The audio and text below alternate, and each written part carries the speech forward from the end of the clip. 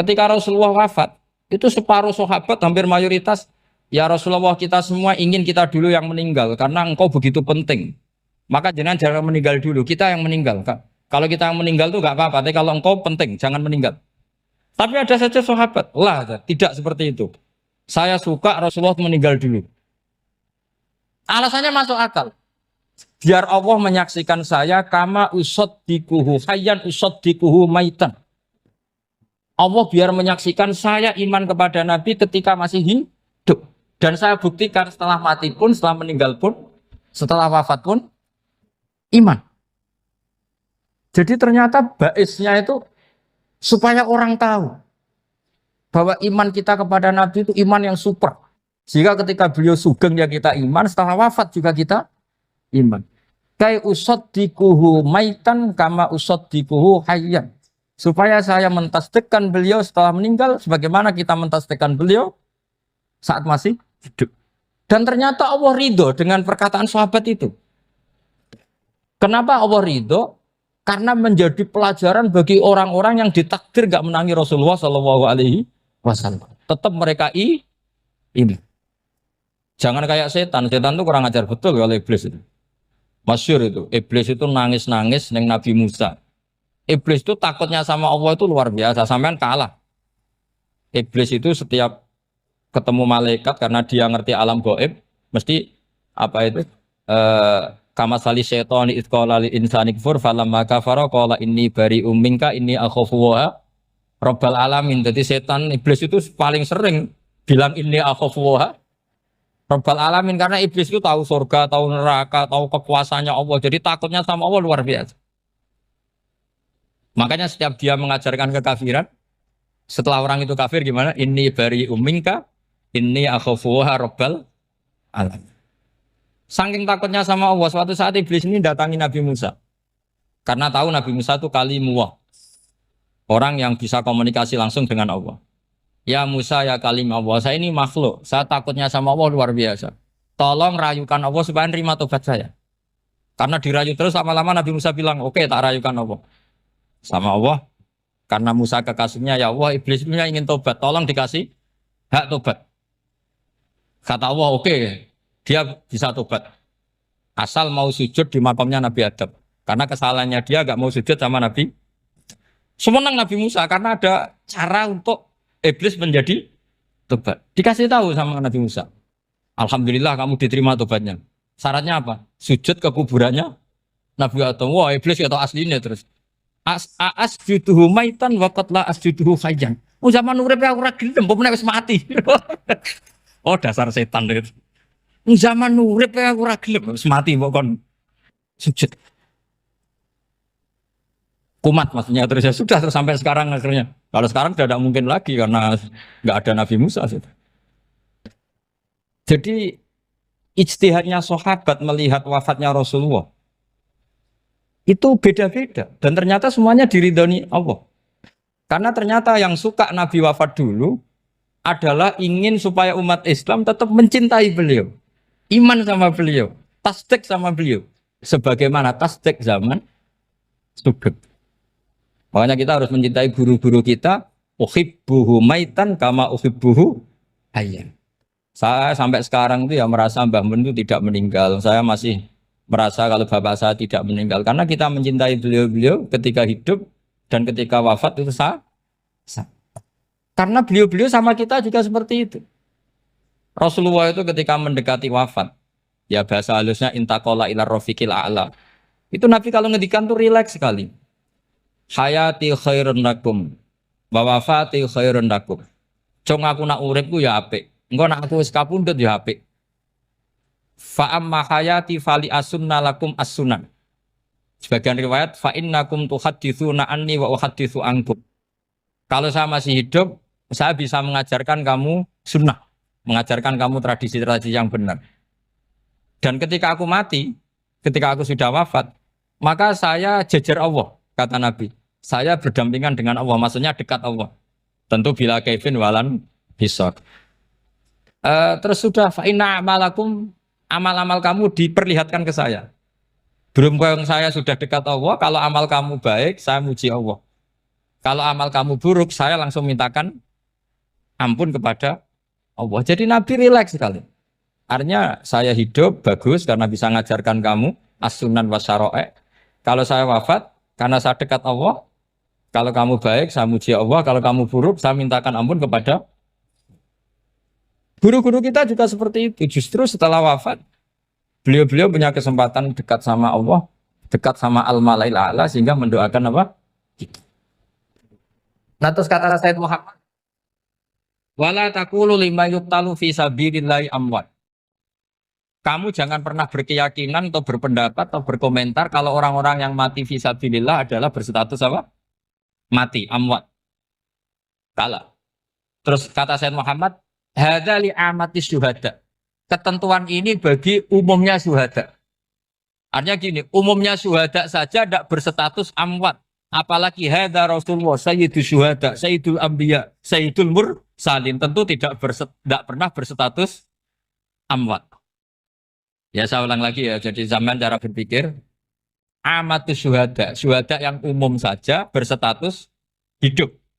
Tidak boleh distatuskan amwat. Apalagi Rasulullah itu sayyidus syuhada, sayyidul anbiya. Maka status beliau pasti hayyun la yamut. Pasti beliau itu hidup tidak. Dan karena beliau itu asfaq, sangat sayang kepada kita, sebagaimana zaman beliau hidup itu sayang kepada kita, sampai nangis-nangis minta hak syafaat, maka setelah meninggalkan pun beliau pasti sayang kita dan pasti berusaha supaya kita diampuni oleh Allah Subhanahu wa ta'ala. Sehingga ada sahabat yang tadi berpendapat kalau saya nggak masalah Nabi wafat dulu. Supaya Allah menyaksikan saya usaddiquhu maitan kama usaddiquhu hayyan. Jadi ini cerita ya, cerita sudut-sudut pandang. Fikih itu penting sekali. Kata Sayyid Ali yang Shahibu Simtud Durar itu, wabihi qiwamus syariah. Yang bisa mengawal syariat itu hanya fikih. Fikih itu ya kalau yang paling gampang untuk kita misalnya punya Fathul Qorib, Fathul Mu'in, Fathul Wahab. Tapi yang faham betul, mesti faham itu ngelotok setengah hafal. Jangan bawa kitabnya tok, yang penting sekian semester terus selesai. Itu sama-sama dosa, itu dosanya ya dosa, mahasiswanya juga dosa. Karena sudah terlanjur sarjana agama, ternyata nggak bisa, itu kan mendingan ndak sarjana agama. Itu saya tak cerita sama Kiai Roba, itu ada fatwa kiai, kiai juga wali. Suatu saat ada penyanyi dangdut top terkenal di Indonesia itu. Itu nyanyi dangdut. Ya penyanyi ya dai. Entah itu hakikat entah majas tidak tahu. Itu kiai itu fatwanya lucu. Kalau kamu datangi dia pas main dangdut masih saya beri izin. Tapi kalau datangi dia pas pengajian itu tak larang kan.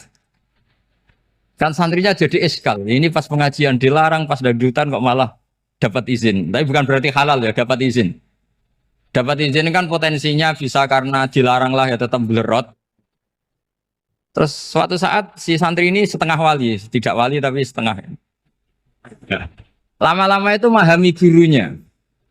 Memahami gurunya ternyata sirinya begini. Kalau seorang penyanyi yang tidak pernah ngaji, kemudian ngomong agama, itu potensinya itu fadallu wa adallu, sesat dan menyesatkan. Tapi kalau dia sedang nyanyi dangdut, penyanyinya cowok, sama jangan bayangkan dangdut putri, enggak, itu cowok sudah tua lagi. Jadi potensi halalnya ada lah maksudnya untuk, tapi tidak alat musiknya, orangnya. Tapi kalau dia nyanyi, itu paling dosanya hanya nyanyi.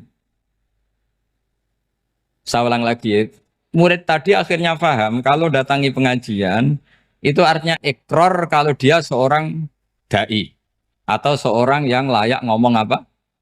Agama. Itu lebih bahaya karena kita santri, apalagi kita doktor atau MM terus ngekrori orang yang nggak jelas asal usulnya. Tapi kalau nyanyi kan nyanyi saja. Sehingga itu menjadi fikih. Bahaya terbesar dalam fikih adalah apa? Mengkaji fikih tidak dari ahlinya. Ya saya ulang lagi ya, mengkaji fikih tidak dari apa? Ahli. Nah kenapa demikian? Begini, saya beri contoh. Ilmu fikih itu tentu pertama dari Rasulullah Shallallahu Alaihi Wasallam. Kemudian bersanad sampai kita atau kita sampai Rasulullah. Itu ngalami sekian ijtihad yang tidak mudah. Saya beri sekian contoh. Dulu Imam Syafi'i itu sukanya sama guru yang miskin, ya karena rata-rata santri juga miskin. Jadi mesti ngidolakan guru yang miskin, karena sesama miskinnya harus berkoalisi. Tapi akhirnya gurunya Imam Syafi'i itu miskin sekali. Namanya Muslim bin Khalid Az-Zanji itu miskin, Sufyan As-Tsauri miskin, Sufyan bin Uyainah miskin. Setelah ngaji di Medina itu Imam Malik itu kaya. Pas itu Imam Malik sudah kaya. Setiap ketemu Imam Syafi'i dikasih uang. Sampai ketika Imam Malik itu bilang, kamu sudah alim, ilmu saya sudah habis, kamu ngaji sama yang lain. Sama siapa? Kata Imam Malik, orang yang sealim saya sudah meninggal, namanya Abu Hanifah.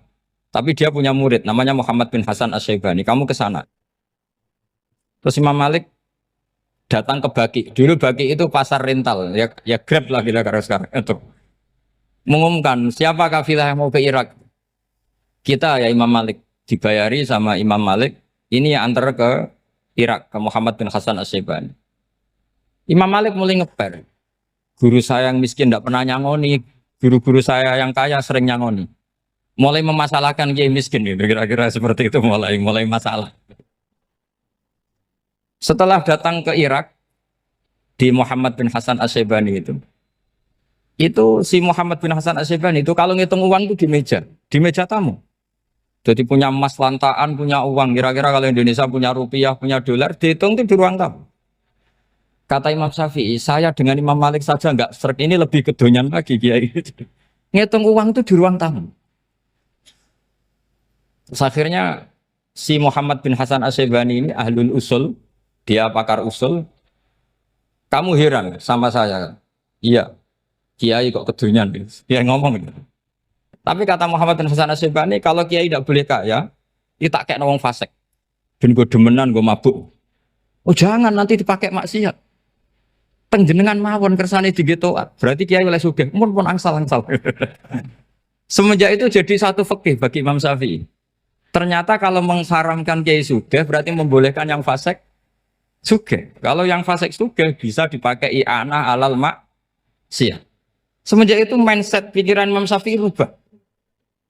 Saking rubahnya sampai beliau berpendapat orang bisa beli Alphard, kok beli carry itu haram.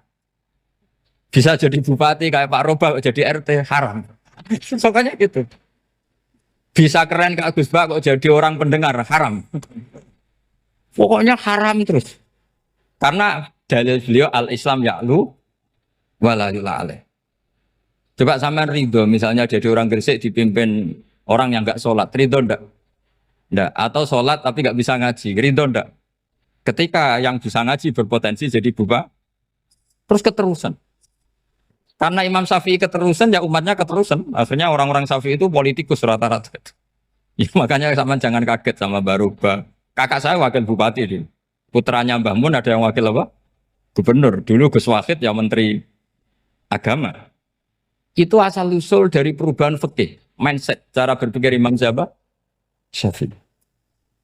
Jadi dulu itu fikih ditemukan itu jelimet, ada perdebatan. Itu tidak hanya pada level ulama, pada level Nabi pun ada perdebatan. Jadi jangan kira Nabi itu tidak debat, ya debat. Nabi itu asal seangkatan itu mesti debat, termasuk debat dengan malaikat. Jadi kalau perlu ya debat sama apa? Karena malaikat itu kan lugu itu gak iso mikir. Karena kalau malaikat iso mikir bisa jadi rektor. Nanti kasihan Pak Salam ini. Malaikat gak boleh jadi rektor.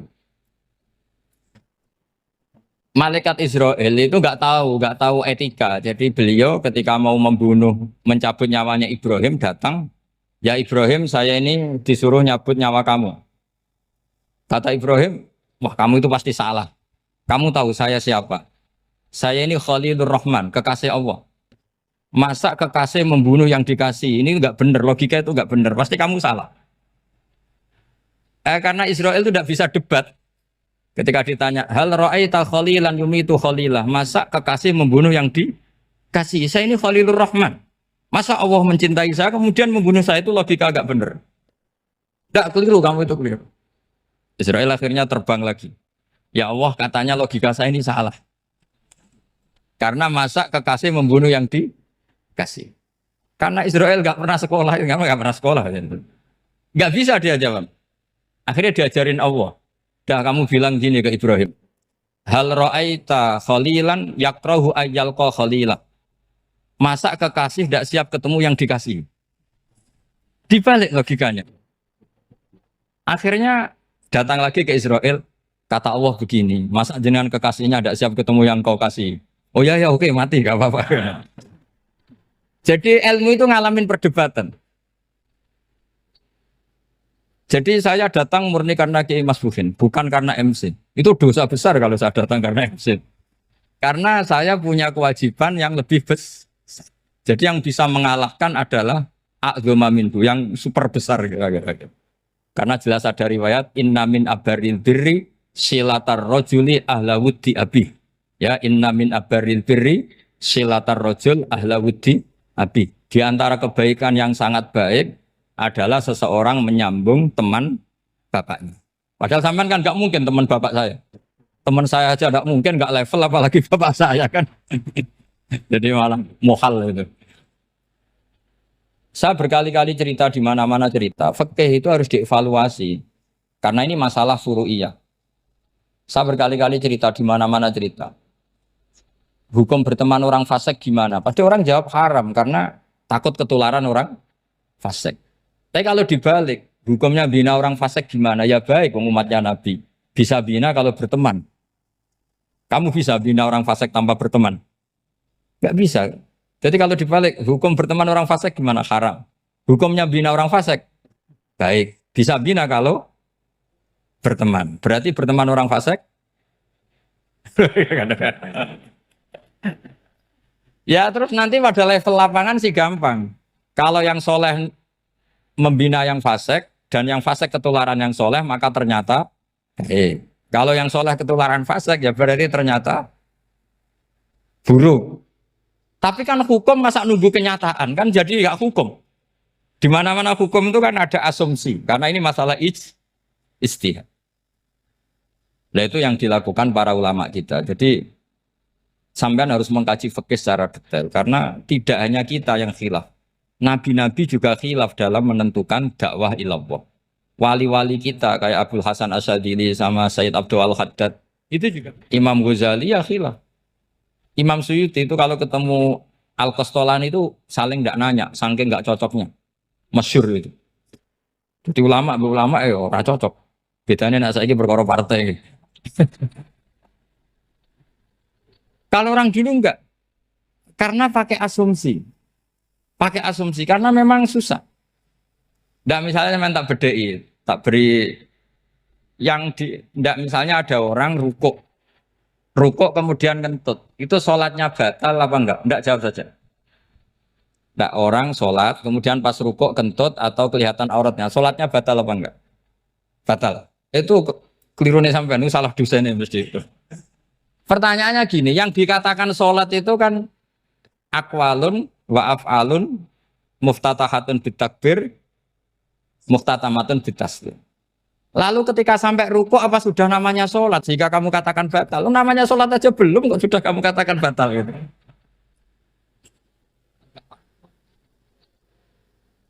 Iya kan? Jadi kalau aku mau sholat pas rukuk ngetut batal atau ora? Mestinya jawaban yang benar, ya ora sholat jadinya gitu. Karena kalau dikatakan sholat definisinya harus sampai salah. Tapi kan kita nggak mungkin ngomong seperti itu kan dianggap majnun. Padahal itu yang benar, yang punya kecerdasan. Nah makanya pertanyaannya, fikih itu ngikuti bahasa awam apa bahasa istilah? Kalau ngikuti bahasa awam ya kayak tadi, sholat kok pas rukuk kentut maka batal. Sebenarnya yang batal itu sholatnya apa rukuknya? Nah makanya terjadi perdebatan. Kalau yang pakar-pakar usuli itu salah istilah itu nggak mau. Saya ulang lagi, kalau pakar-pakar usuli itu salah istilah itu nggak mau. Terus misalnya tak beri contoh lagi. Kalau imam itu sudah salam pertama, Salam pertama itu yang rukun kan salam pertama. Berarti setelah salam pertama imam sudah keluar dari sholat apa belum? Yakin? Ya sudah. Sekarang sama tak bedain. Lalu makmum itu kesunatan langsung berdiri apa nunggu imam salam kedua? Enggak, jawab satu. Nunggu salam kedua kan? Dan itu kriminalnya sampai Anda seperti itu. Kriminalnya begini. Berarti Anda mau bergantung sama orang yang sudah tidak sholat. Kata kamu setelah salam pertama dia sudah tidak sholat. Berarti kamu menginstruksikan makmum berhubungan dengan orang yang sudah tidak sholat. Karena sudah keluar dari sholat ketika salam pertama. Kalau kamu di debat gitu gimana jawabnya? Pusing kan? Berarti robtul makmum bisolatiman sing wis laisa fi sholatin. Berarti menggantungkan sholat sama orang yang sebetulnya sudah tidak sholat. Ada yang jawab, sebagian ulama fikih tetap disunatkan menunggu salam kedua. Karena salam kedua itu masih paket meskipun tidak rukun. Dia paketnya selesai. Tapi selalu pertanyaannya gini, lalu setelah salam pertama itu imam masih sholat gak? Sudah sama berani jawab tuh? Nah ini pentingnya bodoh gak mikir sebenarnya. Jadi makanya bodoh itu barokah karena gak mikir. Jadi soalnya Rabbana ma khalaqta hadza apa? Batila. Sing bodoh ya barokah, sing pinter ya barokah. Sera barokah maksiat. Serana barokah plus. Jadi ilmu itu harus mengalami satu gesekan karena logika itu bisa dibalik. Nah karena ilmu itu mengalami satu gesekan, satu logika yang bisa kayak iya kayak enggak. Sehingga jargon di dunia ijtihad itu begini. Ra'yuna shawabun yahtamilul khata' wa ra'yuka khata'un yahtamilus shawab. Pendapat saya benar tapi mungkin salah. Tapi pendapat kamu taruhannya salah dulu tapi ya mungkin benar. Jadi mustahid kalau kata mustahid itu lucu. Ngomongnya itu ra'yuna shawabun yahtamilul khata'. Pendapat saya tarifnya benar dulu tapi ya mungkin salah. Kalau pendapat kamu salah tapi ya mungkin benar atau mungkin bisa salah ya tidak tahu pokoknya mungkin benar. Nah kenapa demikian? Begini, di luar masalah tauhid, saya ulang lagi di luar masalah tauhid, itu tentu ada masalah-masalah yang sifatnya ijtihadiyah. Ya saya ulang lagi, yang sifatnya apa? Ijtihadiyah. Dan ijtihadiyah ini nggak pernah selesai karena muqtadul hal, konteks kesejarahan maupun konteks kesempatan itu tidak sama.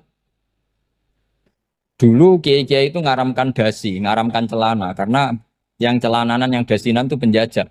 Sehingga mantas sabah biqaumin bahwa apa? Minhu. Tapi lama-lama kiai-kiai itu ya pakai dasi, pakai celana. Ya karena dianggap sudah tidak mantas sabah apa? Biqaumin bahwa apa? Minhu. Ini ngalami pergeseran. Semua istihad itu ngalami pergeseran. Lalu pertanyaannya begini, lalu istihad apa Gus yang permanen? Yang permanen ya istihad dengan alatut istihad apa? Istihad. Saya beri contoh misalnya begini. Nabi Musa itu yang ngalami istihad. Kata beliau karena kangen Allah, itu ingin melihat Allah karena kangen. Rabbi arini angzur ilai. Qala lan tarani walakin ingzur ilal jabal. Ya sudah namanya orang kangen ya ingin melihat. Ya sudah gitu aja. Sehingga ahli ilmu kalam itu berdebat. Kalau kata ahli sunnah, karena Nabi Musa minta ingin melihat Allah, berarti melihat Allah itu jaiz, mungkin. Karena Nabi gak boleh bodoh meminta sesuatu yang mau hal. Maka antipatinya ahli sunnah terhadap pendapat Mu'tazilah itu antipati. Karena menurut pendapat Mu'tazilah, Allah itu qadim, Allah itu laisa kamislihi syai'un, sehingga gak bisa dilihat. Pertanyaannya adalah berarti Nabi Musa meminta sesuatu yang muhal. Itu bodoh sekali sampai nggak tahu mana muhal, mana apa? Jaiz. Makanya kata Imam Ghazali, masa Nabi Musa yang Nabi nggak tahu kalau melihat Allah itu muhal. Sampai minta berarti nganggap itu jaiz atau boleh. Itu cara pandang orang-orang ahli sunnah apa? Wal jannah. Tapi tetap saja sebagian ulama itu ya balelo. Yang kayak Mu'tazilah itu ya balik loh cara berpikir pokoknya itu karena kangen bukan karena mungkin atau tidak mungkin. Jadi nggak mungkinnya tetap tidak mungkin. Terus mereka dalil la tudrikul absar wa huwa yudrikul absar. Nah, sudut pandang ini akan terus. Ada seorang wali ditanya, kalau kamu di surga ingin melihat Allah apa enggak? Jawabnya enggak. Kenapa ya? Kasihan Allah. Terus kenapa ya? Unazzihu dzalikal jamala an nadzari misli. Saya tidak ridho Allah yang hebat, yang keren, kemudian sing delok di rumah aku wong resik. Koyok gak ngergani pangeran. Seben sing delok Allah ben golongane Nabi Muhammad, Nabi Ibrahim, kowe ora usah ngilangi keren. Maksudnya itu. Jadi ada ulama itu jadi wali kalau sholat itu karena di soft belakang. Tapi jangan ditiru. Itu kan nggak lazim ya. Lazimnya kan afdhalus sufuf as-saful awal. Ketika ditanya, kenapa kamu kalau sholat di belakang? Cek GR koyok wani suwan pangeran gak ngarep. Aku sungkan dadi kok guli. Kalau sampean kan karena males bukan karena sungkan. Jadi itu artinya rasa ya. Makanya nggak bisa, nggak ada ijtihad itu tidak mungkin karena perasaannya orang itu beda-beda. Itu Sayyid Abdul Al-Haddad itu kalau ngendikan masyhur. Man da'a li dzalimin bil baqa faqad ahabba yusawwa fi ardi. Orang yang mendoakan orang fasik masih hidup, gak mati-mati, itu berarti suka kalau Allah dimaksiati di buminya. Wong fasik kelakuannya rak maksiat, nak mbok dongakno mari. Itu berarti kamu ingin Allah didurakani terus menerus karena si fasik masih hidup. Tapi kalau Abu Hasan As-Sadili cara ngendikan gini, kalimatnya persis. Man ahabba alla yusawwahu fi ardi faqad ahabba alla tadhara maghfiratuh. Orang yang ingin dunia ini steril gak ada maksiat, maka sama saja berkeinginan tidak melihat luasnya maghfirahnya Allah. Sama-sama wali besar. Tapi cara pandang hubungannya dengan Allah seperti itu. Jadi mau tidak mau, ijtihad itu mau tidak mau. Makanya tidak usah dipertentangkan misalnya cara berpakaian, cara apa. Yang penting sesuai aturan Islam ya sudah. Karena ini urusan rasa. Urusan apa? Rasa. Itu Syekh Hasan Basri itu sering jagongan sama Robiah Hadawiyah. Itu secara fikih salah. Tapi pas itu ulama fikih ditanya, kenapa Anda tidak komentar terhadap dua wali besar yang sering ketemu? Andai kan semua santri seperti itu akan saya halalkan, Gatot. Karena nggak mungkin punya nafsu. Sehingga fikih dulu memang masih asli. Kamu lihat di takrib misalnya, lelaki melihat perempuan itu nggak boleh kecuali sekian alasan. Termasuk boleh itu li taklim karena mengajar atau lil muamalah. Lah ini yang mulai masalah. Ada warung kopi, penjaganya cantik. Santri-santri ngopi. Ini lil muamalah katanya. Kan kasus ini. Mau disalahkan tuh ada takbirnya. Mau dibenarkan ini jelas fasik kan, jelas fasik. Jelas fasik. Maksudnya sudah fasik sebelum itu ditambah itu, jadi fasiknya permanen. Nah pertanyaannya adalah, kalau kamu ngajar mbak-mbak, kemudian hafal yang cantik yang enggak, itu taklim lin nazar apa nazar li taklim? Itu taklim apa modus? Makanya kalau ngopi cari bakul yang cantik, itu muamalah untuk nazar apa nazar untuk muamalah? Loh kalau saya ngopi dengan kirobah pasti halal. Karena begini, berjalan saja, bareng capek, nggak tahu itu warungnya siapa, terus berhenti ngopi. Kebetulan bakulnya cantik. Nah itu mungkin halal, karena kan saya tidak milih-milih. Ingin ngopi, kebetulan bakulnya cantik. Kalau kamu kan nggak apal daftarnya. Wah itu mesti haram itu, mesti haram itu. Karena berarti kan kamu menjadikan ngopi ini modus. Gue jagani nak takok pangeran. Lo kok nazar? Muamalah Gusti muamalah. Itu mesti modus. Maka fikih itu harus dikawal oleh tasawuf. Kalau ndak semua hukum fikih bisa diakalin. Makanya Imam Bukhari punya satu bab namanya Kitabul Khiyab. Bab mengkhilaf fikih. Beliau itu antinya sama Abu Hanifah itu luar biasa. Nggak ada ulama dibenci Imam Bukhari kayak Abu Hanifah. Masyhur itu. Untungnya beliau nggak menangi Abu Hanifah. Kalau menangi geger terus. Bisa faksul masail terus. Itu Abu Hanifah itu ulama yang suka khilaf. Khilaf itu merekayasa hukum. Misalnya begini. Saya ini puasa agak lemes. Ujian agak lemes. Apalagi kiai serapati di duit santri beling-beling lemes ini. Apa mangan itu kan, wah, poso-poso kok mangan kan gak keren. Supaya saya bisa makan dan halal, saya bisa ngajak Kiai Robai ya jalan-jalan.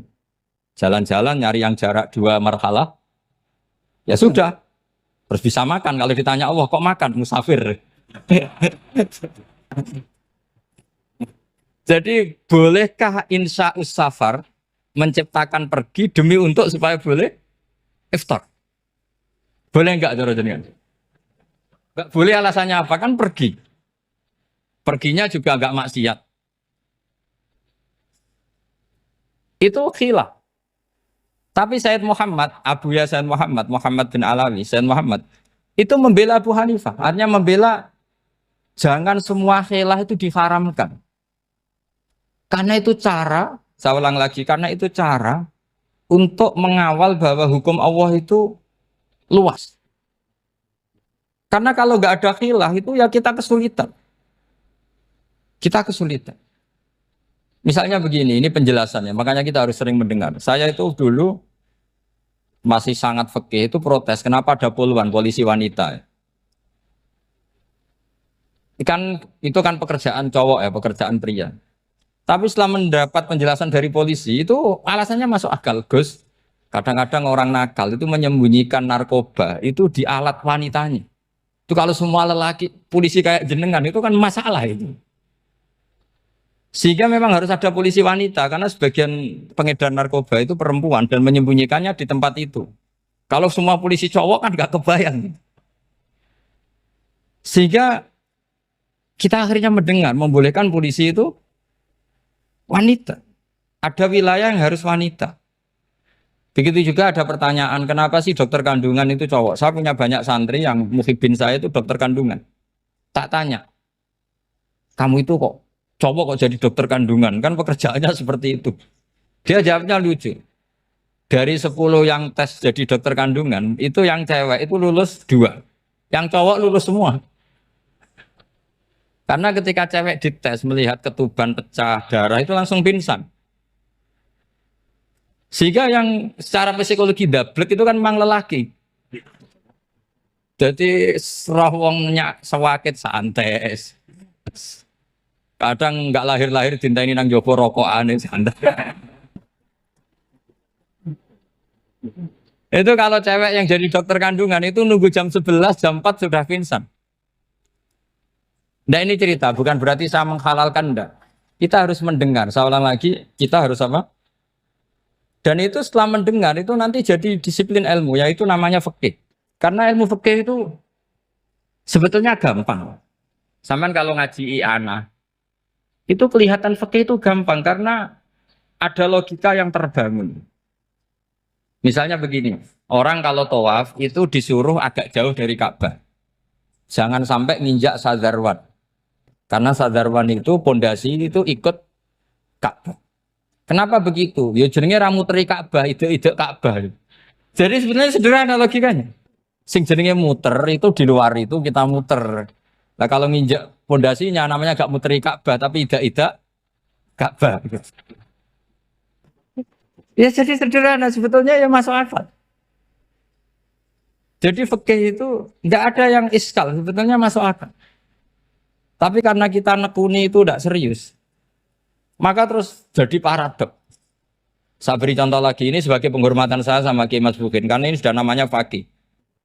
Kalau ada ayam jago ditabrak truk, terus kejet-kejet, andai kan dibiarkan pun mesti mati, karena gerakannya sudah harokatul masbuh. Terus kamu sembelih, itu halal apa enggak? Enggak jawab, ayam jago loh. Kalau kamu katakan halal, dia sudah tidak punya hayatun mustaqirroh, kehidupan yang permanen. Andai kan kamu biarkan pun 1 menit lagi meninggal. Kejet-kejet kan prosedur saja. Maksudnya pantasnya mati ya kejet-kejet sih, tapi sebetulnya sudah pasti mati. Maka ini ada 2 ulama. Kalau kata Imam Malik tetap namanya halal. Karena ruhnya masih di situ. Sehingga ketika kita nyembelih, ya nyembelih hewan yang hidup. Yang namanya nyembelih itu pokoknya mematikan yang punya roh. Sementara saat itu rohnya masih di situ. Meskipun 1 menit lagi pasti. Tapi kalau mazhab Syafi'i enggak, ini sudah harokatul masbuh. tidak punya hayatun mustaqir.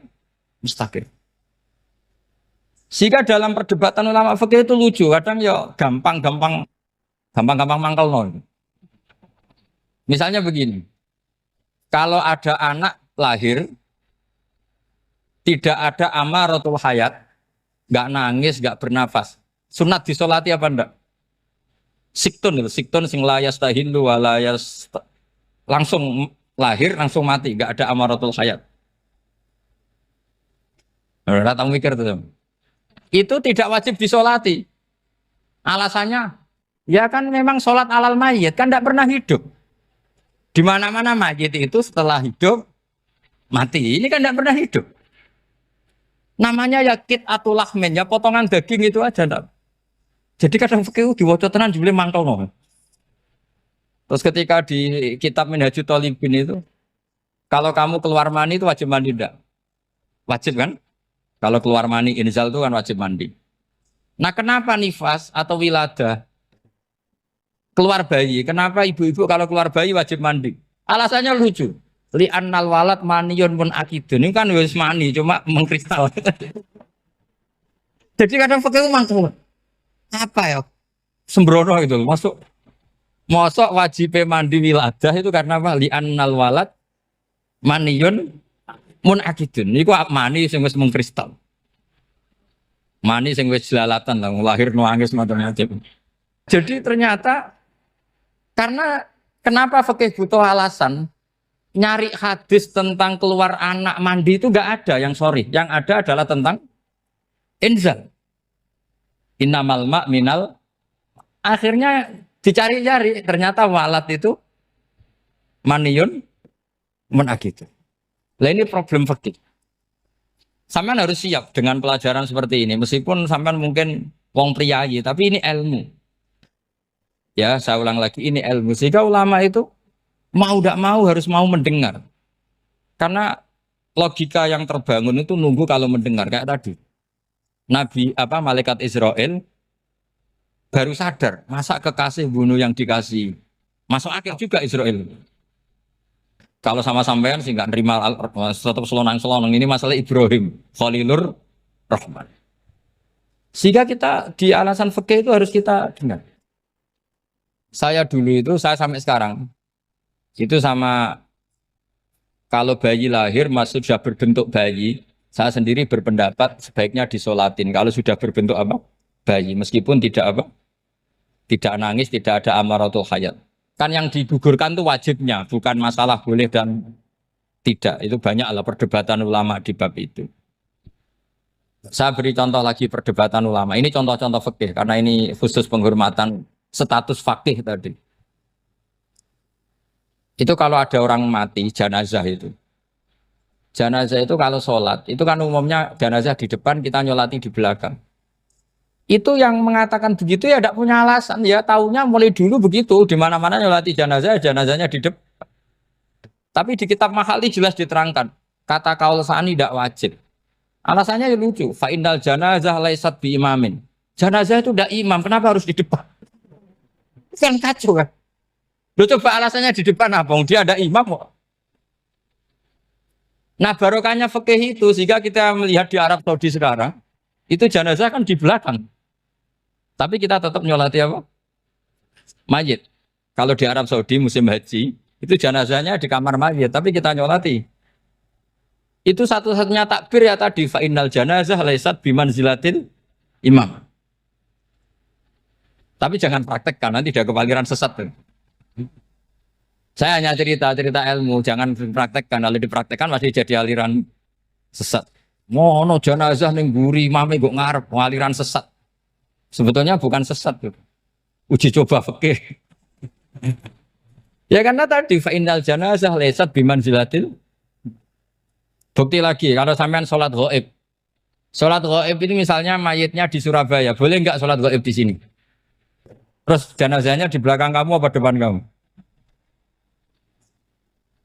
Nah ini kan fikih itu pokoknya gitu. Makanya standar furu'iyah itu susah. Karena perdebatannya itu mirip-mirip. Kayak iya, kayak tidak, kayak. Makanya dulu zaman sahabat, Ada sahabat itu mencintai Rasulullah. Senengannya sowan. Bukti cinta sowan. Banyak juga yang sahabat bukti cinta Nabi itu tidak pernah sowan. Alasannya ganggu. Kenapa kamu jarang sowan Nabi? Saya sering jamaah sama Nabi, saya tidak pernah sowan. Kenapa? Ganggu. Biar Nabi kalau di rumah sama anak istrinya, saya tidak mau ganggu. Makanya saya termasuk kiai yang gak pati seneng disowani. Karena ya itu tadi. Kalau ngulang seneng saya, kalau disowani biasa saya. Kalau kiai roba itu nilai, nak pernah sepuh jadi rasuan nilai.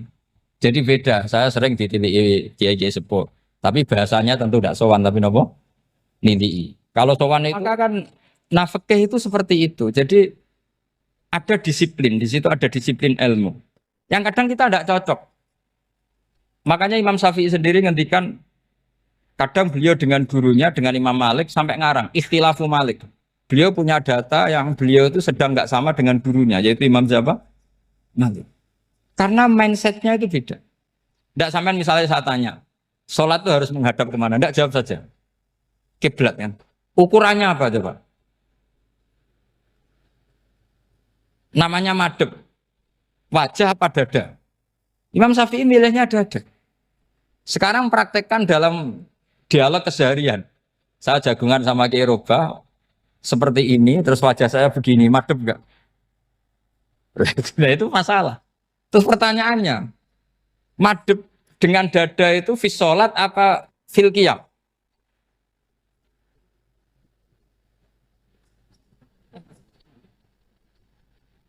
Loh, enggak, kalau fis sholat pas sujud dada kamu madhep mana coba? Kamu enggak pernah mikir kan? Ya madhep pakai dada itu kan kalau berdiri, kalau rukuk sama sujud.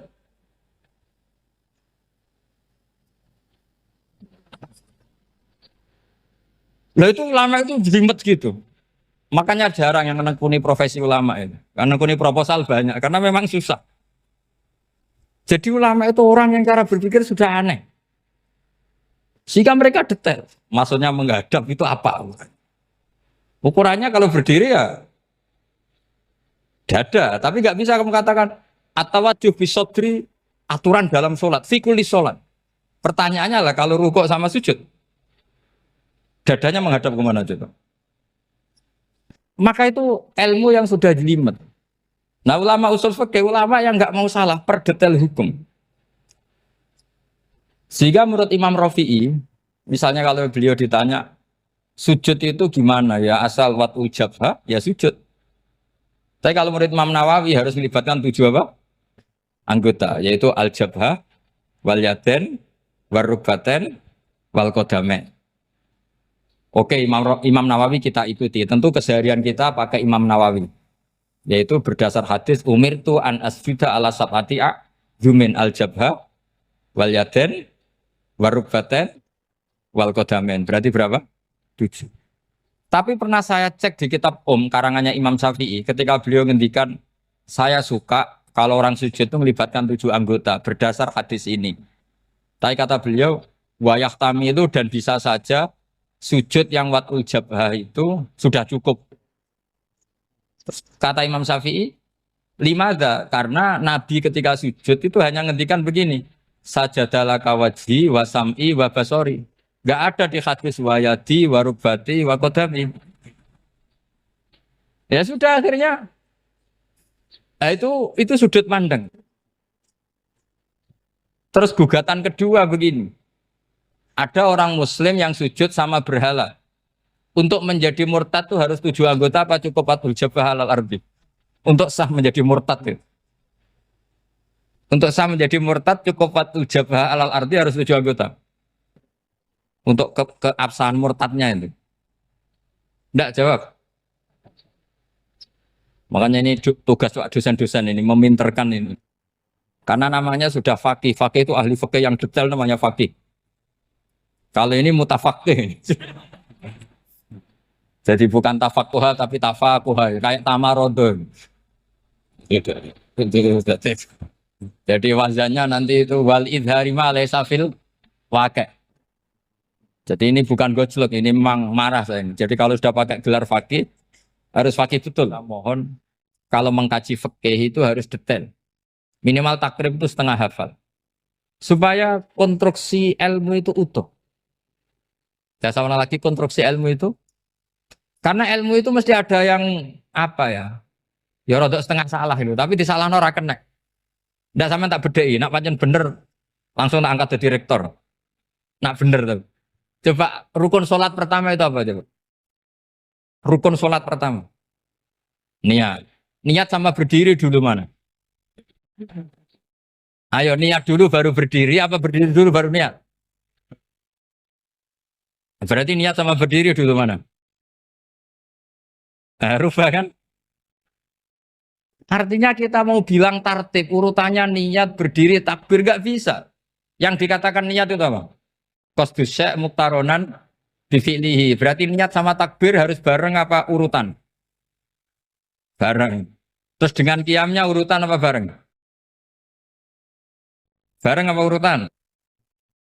Loh enggak, kalau urutan berarti takbir dulu duduk baru berdiri. Nah maka seperti ini itu mau tidak mau kita salah. Dikatakan tartibnya salah, dikatakan serentak ya salah. Cuma karena kita bodoh, gak tahu mikir itu. Alhamdulillah kan di situ itu. Lu coba niat sholat loh, niat takbir qiyam dulu man. Niat takbir qiyam dulu mana coba? Dulu qiyam. Enggak ada kitab yang mengatakan arkanus sholat awaluha. Oh, dianggap kitab kriminal maksudnya. Makanya ngendikane ulama-ulama di Sarah-Sarah, mau tidak mau sebagian istilah itu tasamuh. Tasamuh itu wis tiga gampang ngono kok repot. Karena kita tidak bisa detailnya. Coba misalnya puasa. Puasa Ramadan itu wajib apa? Tabyitun niat, nginep no niat. Sing darani nginep itu umure lama apa enggak? Lama kan? Sekarang sebelum 2 menit kamu baru niat, sah apa enggak? Sah. Itu sempat nginep apa enggak 2 menit itu? Enggak sempat kan? Jadi ilmu itu makanya kata ulama-ulama pokoknya ilmu itu mesti ono unsur tasamuh. Tasamuh itu ya tiga gampang. Apa? Tiga gampang. Misalnya Imam Syafi'i berpendapat mashu ba'dir roksi. Itu kata beliau walau sya'rotan fi hadir roksi. Meskipun satu rambut asal masih di wilayah kepala. Tapi kalau rambut itu dikeliwir, dibasuh di sini enggak sah. Karena sudah keluar dari batas apa? Kepala. Imam Syafi'i cara berpikir kan ya ngene iki jenenge basuh sirah. Tapi cara Abu Hanifah enggak. Ya enggak, yang namanya megang kepala itu ya minimal 1/4 lah. Masa gitu dikatakan meg? Lalu ulama usul fikih itu berdebat. Sesuatu itu sesuai masodaknya. Masodak itu yasduku alaihi kada. Yaitu ini tadi saya cerita ke Ibu Khen tentang ngaji Jamul Jawame. Ini ilmu yang di Jamul Jawame. Sesuatu itu ukurannya mayasduku alaihi kada apa dengan takrif definisi. Misalnya gini. Sholat itu batal dengan makan. Kalau kamu sholat makan batal nggak? Tidak, jawab saja. Batal. Itu satu upo apa satu piring? Tidak, jawab saja. Satu upo sudah batal. Sekarang bab makan di ngormat tamu. Cong tamuku keimangan. Iku sak upo apa sak piring? Nah ini kan tidak fair. Di bab tamu makan satu piring, tapi di bab sholat satu upo. Maka pertanyaannya, lalu penamaan sesuatu itu berdasar masodak, mayasduku alaihi ismu kadza, atau berdasar uruf?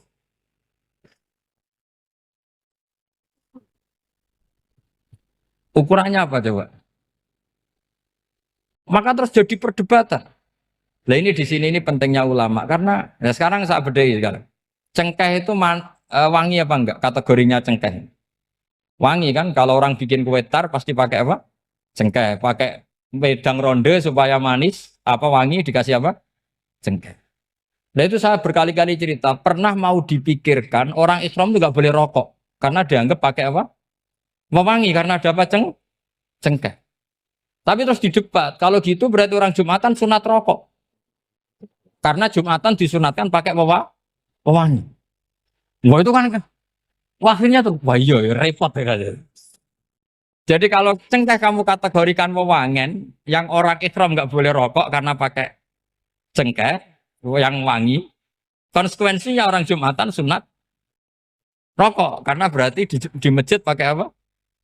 Pewangi kan sesat semua ya, jadi itu ilmu. Makanya selain fikih mateng itu ada ilmu yang namanya usul fikih. Usul fikih itu yang neliti itu. Mayas duku alaihi kada. Jadi yus ngono iku darani ngono. Saurang lagi. Ngono iku wis darani ngono. Ora perlu roh detail. Ya, saya ulang lagi. Wis ora perlu roh detail. Makanya Abu Hanifah itu misalnya basuh wajah. Wis angger kecelok ngene iki basuh wajah. Nek Imam Syafi'i kan detail. Mimba ini mana bitis syari sampai ila somahe uzunehi ila zakon. Terus mana bitis syari Imam Syafi'i nambah apa ghaliban. Jadi orang, tapi Nabi Idris itu keramat, teman tak ceritain. Kulo sering mati kayak Nabi Idris. Nabi Idris itu lucu, muliane itu lucu. Sajane kena ditiru. Kulo tertarik niru Nabi Idris. Dek niku muliane itu gara-gara delok srengenge. Srengenge sing terkenal lho, srengenge sing nek isuk muncul buat tinggal turu lho. Kira ta srengenge. Sing nek isuk muncul karepe nyinari bumi, jebule buat tinggal. Dadi dekne berak dendam kok. Lek cong tak sinari ben gede aktivitas malah kok. Tuh, ngene wong turu esuk ora barokah mergo nyinggung srengenge, napa? Wis saiki ngene, ke wakaf ning pondok lampu. Bayangan wakaf iku dienggo mutolaah. Jebule lampu padha nggo turu. Kira-kira perasaan piye sejel-mesel. Ngene aku ya sakake kadang mbek srengenge. Ngene kula nu isuk ya melek nirakati pucara jelas-jelas. Mergo sakake srengenge. Dekne tampil wis kepengin. Kepinginnya berjasane wong akeh jebule ditinggal. Amit-amit tenan. Untung dia ora hak dendam tugas tadi. Singkat cerita iku Nabi Idris niku memang Nabi Idris itu enggak mungkin afdal kayak Nabi Musa kan tadi ninggal sandal ning swarga kan masyhur legenda Nabi apa Idris. Terus ngakali malaikat. Jadi ketemu malaikat Israel. Cek mati rasane piye? Jadi lucu, karena Petrus lucu ceritanya orang yang penting, lucu. Beda kayak Nabi Musa, Nabi siapa? Nabi Musa kan tarung kayak siapa? Nabi Muhammad kayak Abu Jahal, baru ribet lah. Nabi Petrus gak? Mati gue enak tuh, yurah enak. Jajal aku patah ini, lucu kan? Nah, Israel ini lugu rapati iso mikir, malaikat kan gak oleh mikir. Malaikat mikir ya ora iso nyabut kowe kan sakake kan melarat jabut nyawane barno ora wis ngono. Malaikat ora iso mikir. Nah terus piye nek mati? Yo ngene, maksudnya jajal tok lho. Yo pateni. Pateni terus. Aku iku pengen mati ben apa? Ya ben roh swarga ben neraka. Akhirnya ketemu malaikat Malik. Lek Malik aku didono neraka. Tapi ya ben roh ae. Tapi bariku aku terno ning swarga, tapi kudu liwat neraka. Yo, liwat neraka. Bari wis swarga ketemu malaikat Ridwan. Aku ben roh swarga. Lah piye? Yo pengen roh ae. Tapi ndekne kekasih pangeran, piye nabi kan kekasih pangeran. Ditutono wis swarga. Kan wis swarga mau metu. Mau metu malaikat protes. Lu perjanjiannya kan liwat tok. Kenapa ndak mau kembali? Ono ceritanya. Kabeh ning kitab-kitab suci ning swarga iku khalidina fiha. Mesti akhirnya dipertemukan Israel ya Malik Ridwan debat lah pangeran itu fair orang zat sebagai pangeran akhirnya liwat wes Gusti pangeran jadi juri maksudnya mimpin perdebatan 3 malaikat dan Nabi Idris. Jadi malah aku ceritanya Nabi Idris orang yang penting maksudnya orang penting dalam bab dakwah no? Tapi tentu penting dalam iktibar apa? Iktibar. Ya, tapi tidak penting dalam bab dakwah karena gak pati terkait ndak ada nih wong munafik, wong fasik ora apa. Ban depan. Lah ya lekat malaikat kowe roh wong bus warga kabeh khalidina. Iya. Akhirnya ana malaikat sing pinter. Tapi kan wa imminkum illa wariduha. Semua yang masuk surga kudu tau ngliwati neraka. Lho aku wis liwat kok. Dadi dekne ku pinter ora gelem langsung mlebu swarga. Mergo dekne ngerti iki nek liwat neraka, mesti prosedur diulang. Akhire dekne Malik, aku ku pengen roh neraka. Tapi iku ya kok liwatno terus nganti ke swarga. Dadi disebrang napa? Lah malaikat kan sing nguasai neraka ya santai tak sebrangno santai. Ambek panitiane kan. Ya damai. Wes berarti prosedur semua orang pasti ngelewatin rokok terlalui. Malaikat Israel tuh. Tapi ke matimu perjanjian itu jajal. Lah jajal lah tetap jenenge mati. Ora oleh wong wis mati ditangekno. Gak oleh. Paham ya? Lho cara wong wis mati kan pisan, gak oleh mati kok ping pindho. Wes akhirnya Nabi Idris satu-satunya nabi sing ning swarga mulai perjanjian itu sampai saiki. Lan disebut warofa'nahu makanan aliyah. Dadi Nabi itu ning swarga nganti saiki. Barokah tadi 3 malaikat di ya cara ra nabi ku rada ngakal ya. Itu nabi. Tapi wong kekasih pangeran yo ora salah. Napa wong kekasih pangeran yo ora salah. Ketika mana malah Allah bareng-bareng debat ngono terus Allah ngendikan, "Hei para malaikatku, kowe kalah debat ambek Idris. Salam ra ngaji, cara kasarane salam ra ngaji." Ya wis akhirnya sampai saiki ning swarga. Mulane di antara nabi yang enggak meninggal selain Isa ning kitab-kitab apa? Idris. Karena beliau ngalami seperti itu terus di surga sampai saiki. Iku mbok tiru ya monggo, ketemu Israil. Saya aku patah ini. Bareng ketemu Imam Malik wis ning apa? Malaikat apa Malik? Senang kene wae, wong ribet.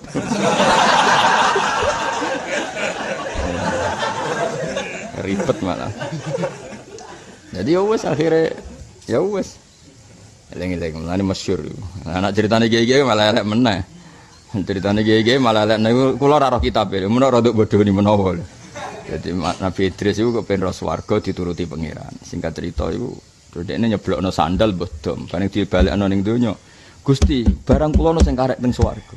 Ya wis Idris goleki neh engko nak ketemu metu. Wah ning digoleki ning swarga kan wombok dereng kepake Gusti. Siap ketemu ya. Ngandha nanti saiki bareng takok. Lah sandal wis ketemu dereng terus kula. Akhire ning swarga terus. Mergo barange sing karek urung apa? Mulai ora rada bodoni mesti aku. Bodoni wis karep-karepmu ngono ora penting. Tapi kalau yang saya baca sendiri di kitab itu melibatkan 3 malaikat tadi. Apa? Kowe dengan malaikat tukang jabut nyawa ya. Terus piye? Ya nyawaku jabut, aku ben roh rasane. Jajal tok lho yo. Jajal dicoba. Coba wes barang kabudut, lek Malik. Aku ben roh rokok. Yo, wes paling enak dadi kekasih pangeran. Mulane kula niku paling enak dadi kekasih pangeran. Wis ora tau salah kekasih sing di langit bumi. Aman apa? Mana ke wali-wali jadab ya aman, wali-wali wis macam-macam kan wali ono tamu dipisah ya ono wong tetep parek. Paling aman ae napa? Dianggap didik. Tapi kok iku bar neraka kabeh. Iya, mesti kabeh kan kudu diliwati. Nek roh pojok iki tok lurung kabeh urung tok kono kan. Jadi malaikat apa? Malaikat Malik nyongkone kabeh ku ya ben roh kabeh diliwati. Padahal dekne ning atine engko nek liwat sesuai prosedur. Wa imminkum illa wariduha kana ala rabbika hatmam maqdiya. Kabeh mesti kudu ngliwati neraka. Bareng nduk swarga wis ketemu malaikat ridwan swarga. Bar malaikat Malik ngenteni. Lho kok gak metu neh? Ora ana critane swarga metu neh. Nase nek ning swarga khalidina fiha. Akhire malaikat ridwan sempat bantah. Lah kok syaratnya mlebu swarga ngliwati neraka? Lho takoi Malik aku liwat.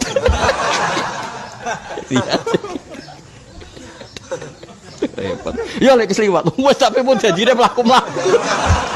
Ya tapi ngono iku jenenge wis liwat. Ya wis akhirnya ning swarga nganti saiki. Ya bisa ditiru nggih, napa?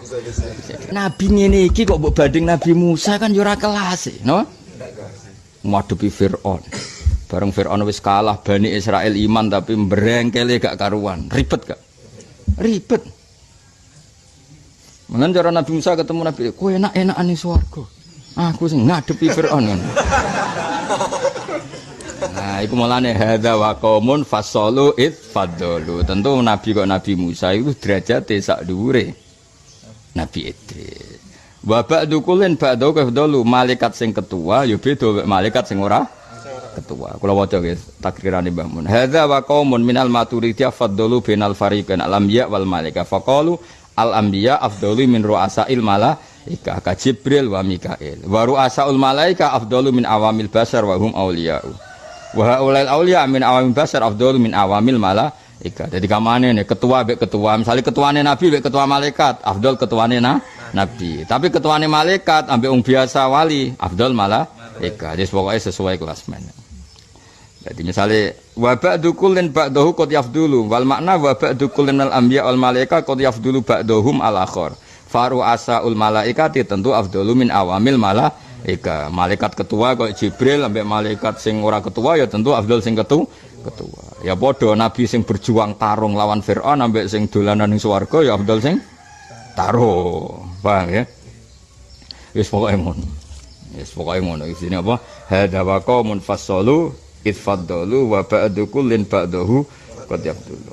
Mulane cara kula tetep paling bener madzhab ahli sunnah napa wal jamaah. Nak Quran iku qadim, nggih nak Quran iku qadim. Buktine Nabi Idris iku nggih pun belajar Quran. Dadi kabeh nabi iku tau belajar kitab papat termasuk belajar Quran. Meskipun sebagian tinggo trik ngadepi malaikat Malik. Paham ya? Idris jare Malik apa ben roh neraka? Yo jenenge kekasih pangeran. Kabeh lho sing nyebrang tok kono ben roh kabeh. Nyebrang mlebu swarga. Nek swarga ayo balik wong jare dolan. Khalidina fiha. Tapi syaratnya mlebu swarga kudu ngliwati neraka. Wis liwat. Terus nganti saiki. Jadi semenjak peristiwa itu Idris tidak kembali lagi di dunia. Aku direncana swarga petakok Nabi Idris aku masuk nabi sing pengen ketemu ning swarga Nabi Idris. Wis ketemu ta orang sandale.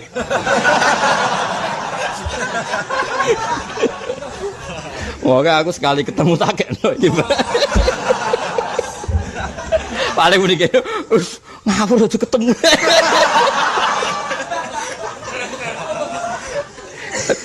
Oh no.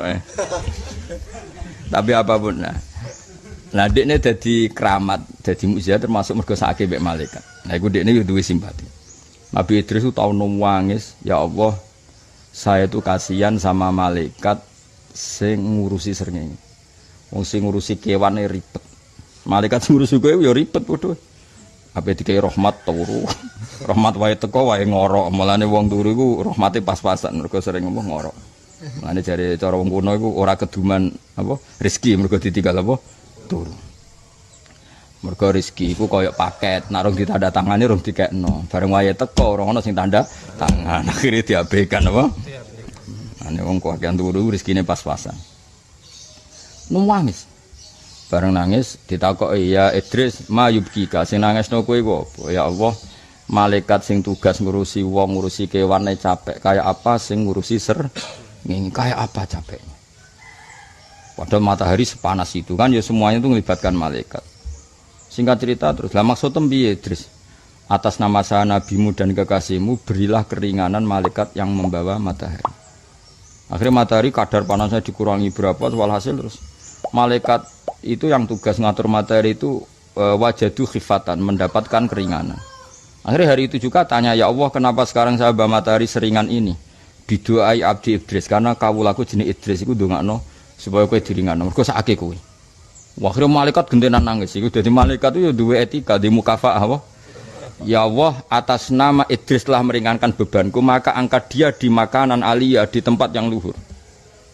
Idris beri hak terbang ke alam malakut. Itu terbang no. Bareng di alam malakut mau terus ketemu Israel, ketemu Wali. Oh, itu awal ceritane ngono.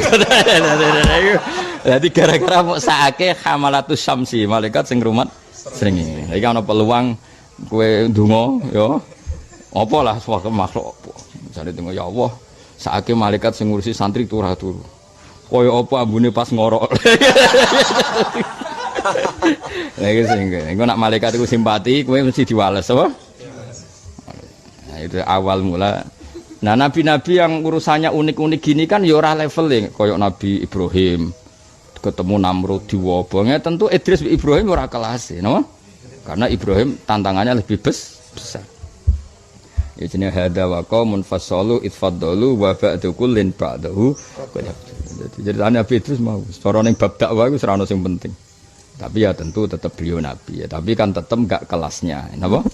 Mulane temriki wal anbiya yalunahu fil fadli dawe bahmun wa afdaluhum ya ulul asmi. Napa wa afdaluhum ya ulul asmi karena berat wahum Ibrahim wa Isa wa Musa wa Nuh semua baqiyatur rusul. Ya tentu ketuane Kanjeng Nabi Muhammad sallallahu alaihi wasallam niku kurang setunggal mestine wahum Muhammad nggih. Ya mestine wahum kurang tambahkan wahum Muhammad de wa Ibrahim wa Isa wa Musa wa Nuh. Ngene lho wa afdaluhum ulul asmi wahum Mestinya Muhammadun sallallahu alaihi wasallam, terus Ibrahim, Isa, Musa, Nuh, summa baqiyatur rusul wasairul anbiya ma'a tafdili ba'dihim ala ba'din. Apa yang dipilih? Apa berdasar definisi? Apa berdasar kehendak yang milih? Loh, kamu mulai do pinter, tumben do pinter. Alam raya ini milik Allah, dan semua di alam raya ini milik Allah. Maka dipilih tidak dipilih itu terserah yang punya, apa terserah kita, apa terserah kriteria, apa terserah definisi. Dalam konteks kita sebagai objek diambil, tentu terserah yang punya. Kemudian Allah bilang, orang-orang itu saya pilih. Nah, kalau milihnya Allah berdasar kepunyaan, tentu Allah boleh dong memilih orang yang sebetulnya berstatus dolim. Ya tapi ya tetap dia dolim, tapi ya tetap dipilih. Kenapa ya? Karena Allah yang punya. Saya misalnya orang kaya, boleh nggak punya HP buruk? Boleh kan? Terserah saya. Saya orang kaya, beli HP mahal, medium dan paling buruk. Boleh enggak? Boleh, saya yang punya. Nggak boleh, Gus, orang kaya harus beli HP yang mahal. Yang bilang harus siapa? Nah, kegoblokan kita ini seperti ini. Nak wong sugih HP-ne kudu larang. Nak wong alim kudu bojone ayu. Sing kudu darani kudu ayu kuwi sapa? Nak maji jalan nang dumbu swarga lho kudu iku sing swargane mbahmu tapi kudu. Nah, kita ini sering berpikir ngatur Tuhan. Prioritas Muslim terus Islam Indonesia kudu dadi sampling Islam seluruh apa? Dunia. Ya ora usah sombong ngono ya. Kowe tapi ya betul sepuro kan. Enggak boleh doakan Nabi gitu, enggak boleh. Wa sholli ala sayyidina Muhammad wa ala alihi, enggak boleh pakai ighfir lahu. Masalahnya tahlilan apa alam donga iku terus kamu gunakan. Misalnya terjadi percontohan Islam dunia terus Nabi kapundhut ditalkin, nak ditakoki waman rebuka piye. Terus Nabi warai waman nabiyuka. Mesti Nabi yo pro, lah aku Nabi coba takoki. Jadi kita ini sering kumo luhur karena kita mayoritas terus jadi percontohan Ora usah ngono. Paham ya napa? Ndak usah ngono, mayoritas saya, tapi ora usah GR jadi apa? Percontohan internasional. Mungkin kalau masalah Islam damai ya bagus. Tapi itu kan tidak hanya Indonesia. Di mana-mana yang Islam damai juga banyak, dan yang tukaran juga banyak. Toh yang tukaran nggak pernah maklumatkan diri ini percontohan janda. Ya biasa saja. Saya ulang lagi ya. Maka menurut saya nggak akan benar pendapat Khawarij atau pendapat Islam yang keras bahwa orang dosa besar itu keluar dari Islam. Karena ketika Allah mengatakan kemudian aku pilihkan kitab ini tak kasihkan orang-orang yang saya pilih, itu diantara yang pertama adalah meskipun mereka sebagian tetap zalim. Artinya tetap zalim itu tidak menjadi dia keluar dari status Islam. Paham ya? Sekarang saya tanya, yang dikatakan warga Indonesia itu siapa? Ya siapapun yang bergeografis di Indonesia, lahir sebagai akte Indonesia, ya orang Indonesia. Kemudian ada yang penjahat, ada yang maling, kita penjara. Apa dia keluar dari kebangsaan Indonesia? Enggak kan? Sama ketika orang Islam menjadi zina dan fase koruptor, keluar dari Islam enggak? Enggak. Karena Allah tetap bilang faminhum. Apa? Faminhum. Jelas ya? Wes kayak gak ngarah Khawarij. Kenapa? Kalau Khawarij cara berpikir itu ekstrim. Setiap dosa besar itu mengeluarkan orang dari status Islam. Oh, itu bahaya sekali. Karena nanti kalau itu iya, kita akan kehilangan banyak orang nopo Islam. Makanya Nabi nanti ngendikan, saya berharap yang nanti masuk surga dari umatku itu separuh, 2/3. Itu kata ulama-ulama. Kalau kita pakai mazhab Khawarij, orang Islam itu tidak sampai 1/3. Karena banyak yang keluar dari Islam. Duwe keris ke Islam, duwe akeh ra Islam, nglakoni jimat ke Islam, nyekel patok ke Islam, dosa gede ke Islam, korupsi ke Islam. Terlalu banyak yang kita usir dari Islam. Lalu kita ngusir atas nama apa? Coba. Kalau atas nama Tuhan, kamu tidak Tuhan. Atas nama wakil Tuhan, Tuhan tidak pernah mewakilkan ke Anda. Orang-orang mandate. Yang kita tahu dari Quran ya ayat ini, tsumma awrasnal kitabal ladzina astafaina min ibadina. Kemudian kitab ini tak kasihkan orang-orang yang saya pilih, dan orang yang saya pilih itu faminhum zalimul li nafsi. Dan sebagian dari itu adalah orang zalim, dan itu jelas bagian dari itu. Artinya keluar apa masuk? Keluar apa masuk? Masuk. Meskipun ya yang zalim tetap berstatus zalim, kayak warga Indonesia, ini semua warga Indonesia. Paham ya? Yang maling ya tetap warga Indonesia, meskipun ya tetap maling. Jelas ya? Betul nanti orang. Makanya ahli sunnah itu pendapatnya Falam nukafir mu'minan bil wisri. Kita tidak akan mengkafirkan orang mukmin hanya karena melakukan dosa. Kenapa ya? Karena Allah bilang faminhum setengah sangking itu masuk bagian. Dan itu luar biasanya Allah disebut istofaina. Tetap orang-orang pilihan. Maka ini penting saya utarakan supaya kita ini tidak sok-sokan. Terus yang zalimul nafsi pun potensi dimaafkan sama Allah. Asal dia tobat, dan tobat itu sama Allah nggak ada batasnya. Malam yuhur kiri sampai nafas terakhir. Dan kadang orang itu sebetulnya nggak niat tobat, cuma ada perilaku tertentu sehingga dan Allah itu simpati. Itu juga banyak yang diterima tobatnya Allah. Makanya kata ulama-ulama itu, istighfar itu tidak syarat diampuni. Yang menjadi orang terampuni itu kehendak Allah. Istighfar itu bagian kecil dari syarat-syarat itu. Bisa saja orang tanpa istighfar tapi diampuni Allah. Misalnya Allah dawuh, wa yaghfiru ma duna dzalika liman yasha. Itu bukan liman yastaghfir tapi liman yasha. Contoh masyhur kan, kamu pernah dengar kan, ada orang nakal itu mau misah itu ya kira-kira lonte atau apalah. Dia datang pulang ketika melihat anjing ngeleti pasir, dia berpikir ini kehausan kayak saya. Kemudian dia turun ke sungai memberi minum anjing itu, kemudian Allah memaafkan dia karena itu. Pas itu di semua hadis riwayatnya dia tidak pernah istighfar. Terlalu punya perilaku yang menjadikan dia diampun. Banyak enggak seperti itu? Banyak, makanya wa yaghfiru ma duna dzalika liman yasha. Mayasa itu ya yang digedaki Allah. Bisa saja kalian ini sering istighfar tapi enggak dimaafkan Allah. Tapi delala punya satu perilaku yang cara Allah itu penting, kemudian dimaafkan. Kayak Saharatu Fir'aun itu dia tidak pernah istighfar, tukang sihir Fir'aun. Dia diampuni Allah, dikasih iman tuh gara-gara jadi wong Jogja. Terus ngono tok. Jadi pas mau duel adu sihir. Iku dalah dekne mendingan ya. Qalu ya Musa imma antulqiya wa imma annakuna nahnul mulkin. Monggo jenengan riyen napa kula riyen. Dadi gara-gara dekne didikan Jogja niku. Lah wong ape duel, mestinya tarung itu semakin cepat mengambil kesempatan kan semakin menang. Ini sudah jelas tarung. Ngapunten jenengan riyen napa kula. Lha iku pangeran itu terus simpati. Wong kok sopane ngono apa? Akhirnya Allah memberi iman gara-gara apa? Imma antul kia wa imma annakuna nahnul mulkin. Monggo jenengan riyen. Lah Musa juga, Allah juga gak terima kalau nabinya kalah sopan.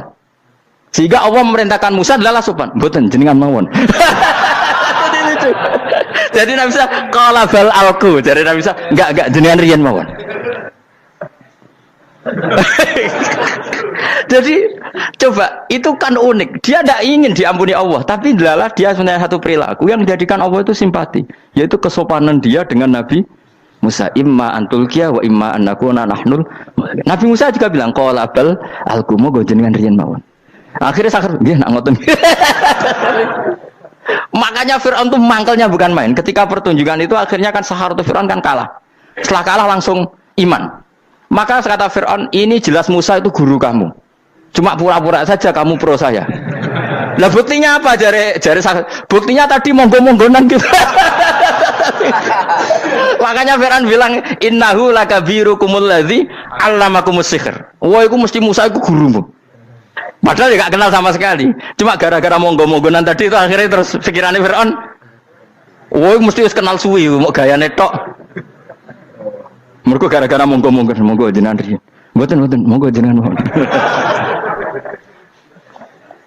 Jadi makanya sampean jangan putus asa. Makanya keliru sekali kalau kita bilang diampuni Allah nunggu istighfar. Enggak.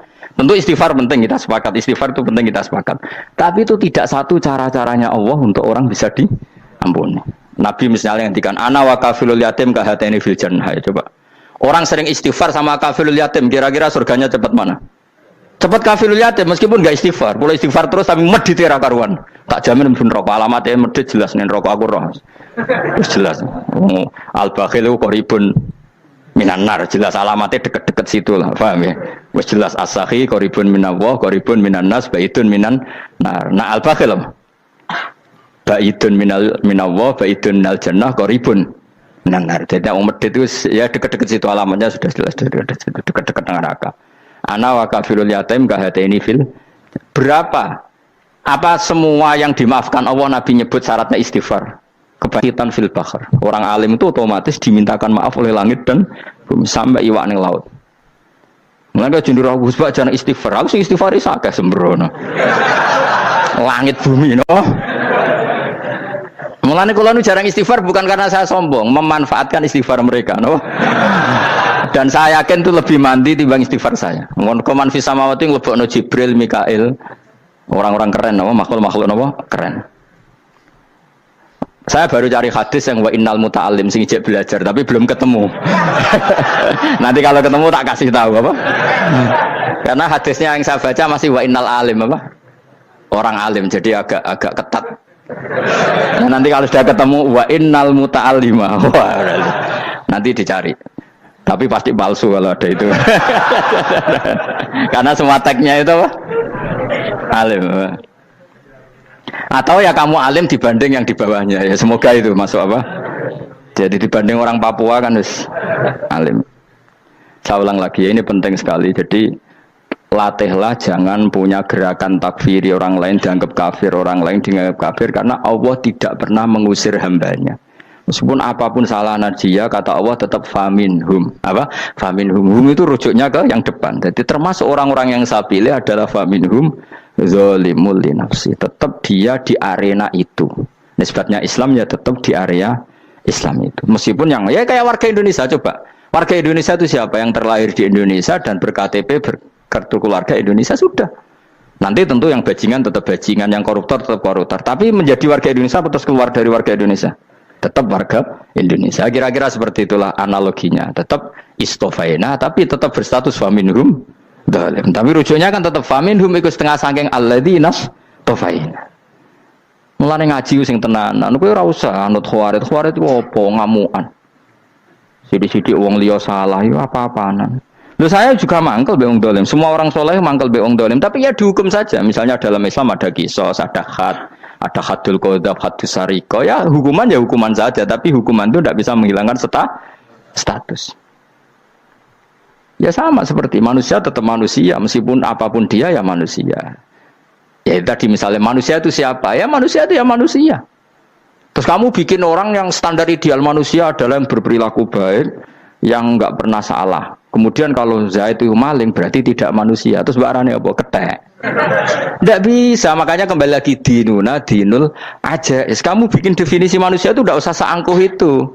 Manusia seperti ini manusia ya sudah. Maling ya manusia, orang soleh ya manusia, orang sedengan ya manusia. Lelaki itu apa? Yang punya alat kelamin penis itu lelaki titik sudah. Sehingga nanti warisannya ya dia lelaki. Sholatnya dia bergaya. Kamu tidak usah bilang gini, lelaki adalah yang cakap memimpin, yang maco, yang kuat. Jika kalau tidak seperti itu namanya perempuan. Terus kamu membolehkan yang seperti ini jadi makmumnya perempuan. Imamnya perempuan sing maco. Kacau enggak kalau agama nuruti logika-logika itu? Enggak jawab aja. Kacau. Lalu lucunya sekarang banyak kecerdasan yang mengarah ke sana. Makanya agama ini jadi kacau. Karena sudah ada dinul ajais. Agama ini agama ummi. Ya agama ini agama ummi. Kata Allah huwallazi ba'atsa fil ummiyin. Ummiyin itu lugu itu polos. Jadi kalau orang polos misalnya gini. Ini apa? Kira-kira kalau jawab orang polos ini. Jam. Bagus kan jawab jam. Jam untuk apa? Penunjuk waktu ya sudah seperti itu. Tapi kalau orang engkek ini itu apa jam? Itu barang murahan. Bulat kan oleh jawab. Mau numpak mobil carry itu apa? Itu black melaku. Yang mobil itu Alphard. Jadi kacau.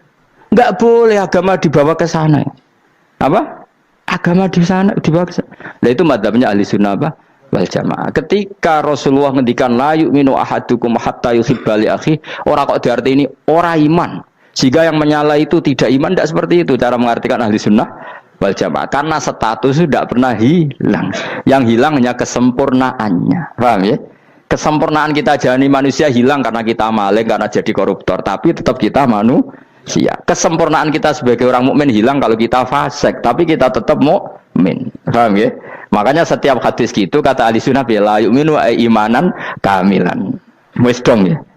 Dong ya terus alhamdulillah subhanallah ya doa alim mas malam rolikur malam Lailatul aku kadang yang melok goblok aduh saya tuh sering dididik sama bapak saya sekumpul wong akeh kudu melok goblok guys. Makanya bapak itu kalau ada orang pidato bapak kan juga enggak suka pidato juga tapi ya kerso kadang-kadang saya pun kadang-kadang kerso asal sing utus pernah guru pernah sepuh kadang kerso bapak nak bahas pengajian dia ngomongin balik dari bapak malah bingung ngomong apa wae Coba kita dengan PD-nya bilang Lailatul Qadar itu 21 sampai berapa? 29. Lailatul Qadar. Warna itu malam Lailatul Qadar. Lalu Lailatul Qadar keren tuh karena apa coba? Karena nuzulul Quran. Lalu nuzulul Quran tanggal 17. Lalu Lailatul Qadar tanggal berapa? Oh, ada nih. Alhamdulillah. Tapi ini jangan jadi keiskalan yang masih sudah difitnah itu. Coro Gus Bak, ya coro Gus Bak, coro Quran ngawur gitu. Sembrono. Memang aku tidak pendapat tentang Quran, ya dan ayatnya seperti itu. Maka yang benar, Lailatul Qadar itu kata ulama-ulama dulu, orang yang beramal soleh, ya itu sudah anggap saja dapat Lailatul Qadar. Ora usah ndelok esuk-esuk ndelok srengenge blerengen ta ora. Nek ora blerengen berarti untuk Lailatul Qadar. Jan mendung kan blereng iki. Terus bengi angite sayup-sayup. Anggere dini hari ya sayup-sayup blok-blok aneh-aneh wae. Lah nek pikir sego ora, berarti wong laut gak tarah untuk Lailatul Qadar. Mergo segoro kidul langine bianter. Lah nek ning Dieng ya mesti sayup. Wong angin ndok gunung wis kesel dadi ora sayup-sayup. Gawe ukuran ojo ngono, gawe ukuran ngono rak wong Dieng luwih ngrasa entuk Lailatul Qadar timbang wong segoro kidul. Segoro kidul angine apa? Buanter. Padahal alamate piye? Sayup-sayup. Mana-mana. Maksudnya alamat ngono iku ora ngono, maksudnya ayat iku Kanjeng Nabi mbadhawuh ngono, maksudnya ora ngono. Wes dong ya. Ayo Lailatul Qadar tanggal aku seneng wong bodho. Kowe enak urip wis happy no? Happy. Ya saya ulang lagi ya. Jadi kejati dirian itu tidak bisa hilang dengan standar keidealan. Yang hilang itu standar apa? Keidealan. Misalnya kita maling, ya eman lah sebagai orang mukmin kok maling. Warga Indonesia kok kriminal tuh eman, tapi dia tetap orang Indonesia. Orang Islam tetap Islam meskipun dia fasik. Sebab itu Allah ngendikan faminhum dzalimul linafsi. Sebagian dari orang yang saya pilih dia adalah orang dolim. Ya dolim saja. Kamu jangan kamu katakan kafir ya dolim saja. Dolim kira-kira maknanya kurang ajar, kacau, kriminal. Tapi kan tetap dia orang Indonesia. Paham ya? Tetap dia orang Islam. Tapi Islam yang dolim. Ya seperti saya sering cerita. Saya pernah ketemu orang alim melaku di Tuban. Iku pilih tanggamu. Wong Islam kok doku. Wong Islam kok doku umat Islam kok do mabuk. Ya tentu oknum ya. Tapi dari orang alim tadi, itu orang umat Islamku. Islam sing kumat.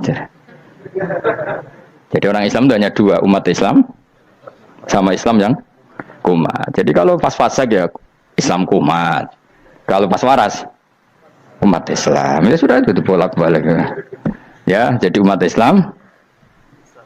Jadi kalau di Jogja atau di Jakarta ada orang mabuk, itu berarti Islam sang kumat. Kalau pas ngaji umat Islam. Tapi kadang orang yang sama ya kadang umat Islam, kadang Islam yang kuman. Ya sudah seperti itu. Dan nanti pas diambil Allah ya tetap statusnya dua tadi. Umat Islam dan Islam yang kuman. Jadi jelas ya. Jadi jelas sekali makanya orang Khawarij itu kata Rasulullah syarrul khalqi wal khaliqa. Ela-ela makhluk itu orang Khawarij. Karena dia menghilangkan status kejati dirian. Itu bahaya bagi kelangsungan negara maupun agama. Jadi misalnya kalau orang nyuwun sewu, misalnya ada orang kriminal di Indonesia, terus dianggap gak warga Indonesia, terus mau dibuang kemana? Coba. Sama kalau semua orang Islam yang salah dianggap kafir, terus lalu mau kamu buang kemana? Padahal dengan kamu katakan kafir, artinya dia sudah tidak wajib sholat. Orang kafir tidak wajib sholat, tidak wajib puasa. Apa tidak lebih ngeri? Karena dia tidak berkewajiban melakukan ibadah-ibadah Islam. Berarti Anda lebih ridho dunia ini rusak. Ya misalnya Zaid karena megang patok kuburan atau melakukan dosa besar kamu katakan kafir. Setelah kafir dia wajib sholat enggak? Tidak kan? Wajib puasa enggak? Berarti kan malah jura-juran. Karena mendorong orang keluar dari ring permainan kesalehan. Tapi kalau kita katakan Islam, kemudian kita bina. Kan ini jadinya aset. Dengan kamu katakan Islam artinya menjadi aset kan? Bandingkan kalau kamu katakan keluar. Paham ya? Makanya Nabi ngendikan ala umatku itu apa? Khawarij. Karena ini bahaya. Bahaya. Negara juga gitu. Andai kan kita berpikir ekstrim, yang melanggar negara tidak warga Indonesia. Yang demo tidak warga Indonesia. Sing beda pendapat dengan pemerintah enggak warga Indonesia, negara ini habis. Kehilangan 50% warga Indonesia. Ya biasa saja, yang salah ya salah, tapi tetap warga Indonesia. Kalau secara aturan hukum harus dihukum ya dihukum, asal objektif, asal adil. Kayak misalnya santri saya, yang santrinya Gus Bak itu siapa? Ya pokoknya sing ngaji. Kamu nggak usah pakai definisi ideal, sing ngaji, sing paham, sing ora ngantuk, sing pinter. Yo ngiyai dul kok. Mana. Jadi nek sing bener piye? Sing santri Gus Bak piye? Ya sing ngaji. Lah sing piye ya pokoke anggere sing teko ngowah-ngowah ya wis melok mlebu. Ora paham yo ngaji, paham yo ngaji. Wong didelok kolange itu pokoke anggere sing teko ngono. Malaikat ora niteni sitok-sitok itu paham ta ora. Oh malaikat itu ono sing drengki disalahno pangeran, kita tak jamin. Tapi bukan malaikat elit sing didrengki ora malaikat elit, malaikat awam napa? Masyhur itu kan. Innalillahi ta'ala malaikatan sayakhina fil ardi yabtahuna khilaqal dzikr.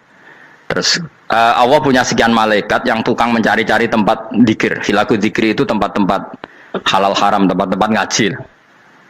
Kalau orang toreko ya tempat wiridan oleh maknanya. Tapi kalau orang fikih maknanya tempat diajarkannya halal dan haram. Terus setelah ketemu orang ngaji, terus kata para malaikat sing apian, halumu ila buhyatikum. Ini tempat kamu, ini orang ngaji. Kemudian ada malaikat yang agak hasud, tapi entah gimana hasudnya. Pokoknya bilang gini, itu ada orang yang datang ke situ tidak niat ngaji, nyari temannya. Kebetulan temannya itu ngaji. Maka ya Allah itu jangan masukkan kategori yang ngaji, karena dia nyari situ nyari temannya. Kebetulan temannya itu ngaji. Tapi apa kata Allah? Hum alqaumu la yasqa bihim jalisuhum. Wes ngono lah, asal melok gabung tak sepuro kata Allah. Hum alqaumu la yasqa bihim jalisuhum. Mereka adalah kaum asal ikut duduk saja, ikut nimbrung duduk saja dengan niat yang macam-macam, tetap tak ampuni kata Allah.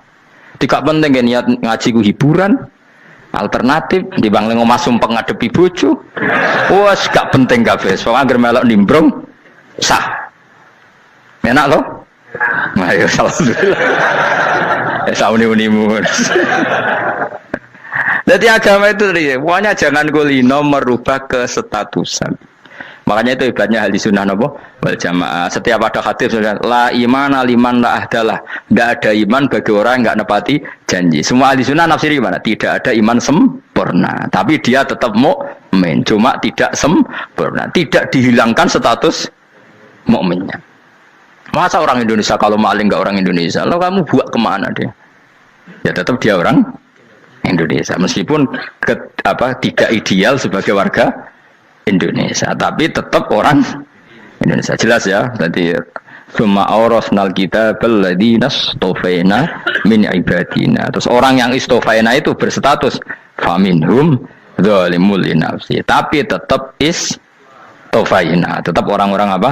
Pilihan. Karena kita alhamdulillah apapun fase kita dipilih Allah menjadi orang Islam. Alhamdulillah alladzi hadana lihada ma kunna linahtadiya laula an hadana Allah. Dan kita alhamdulillah dengan segala kekurangan kita tetap dipilih Allah menjadi muslim.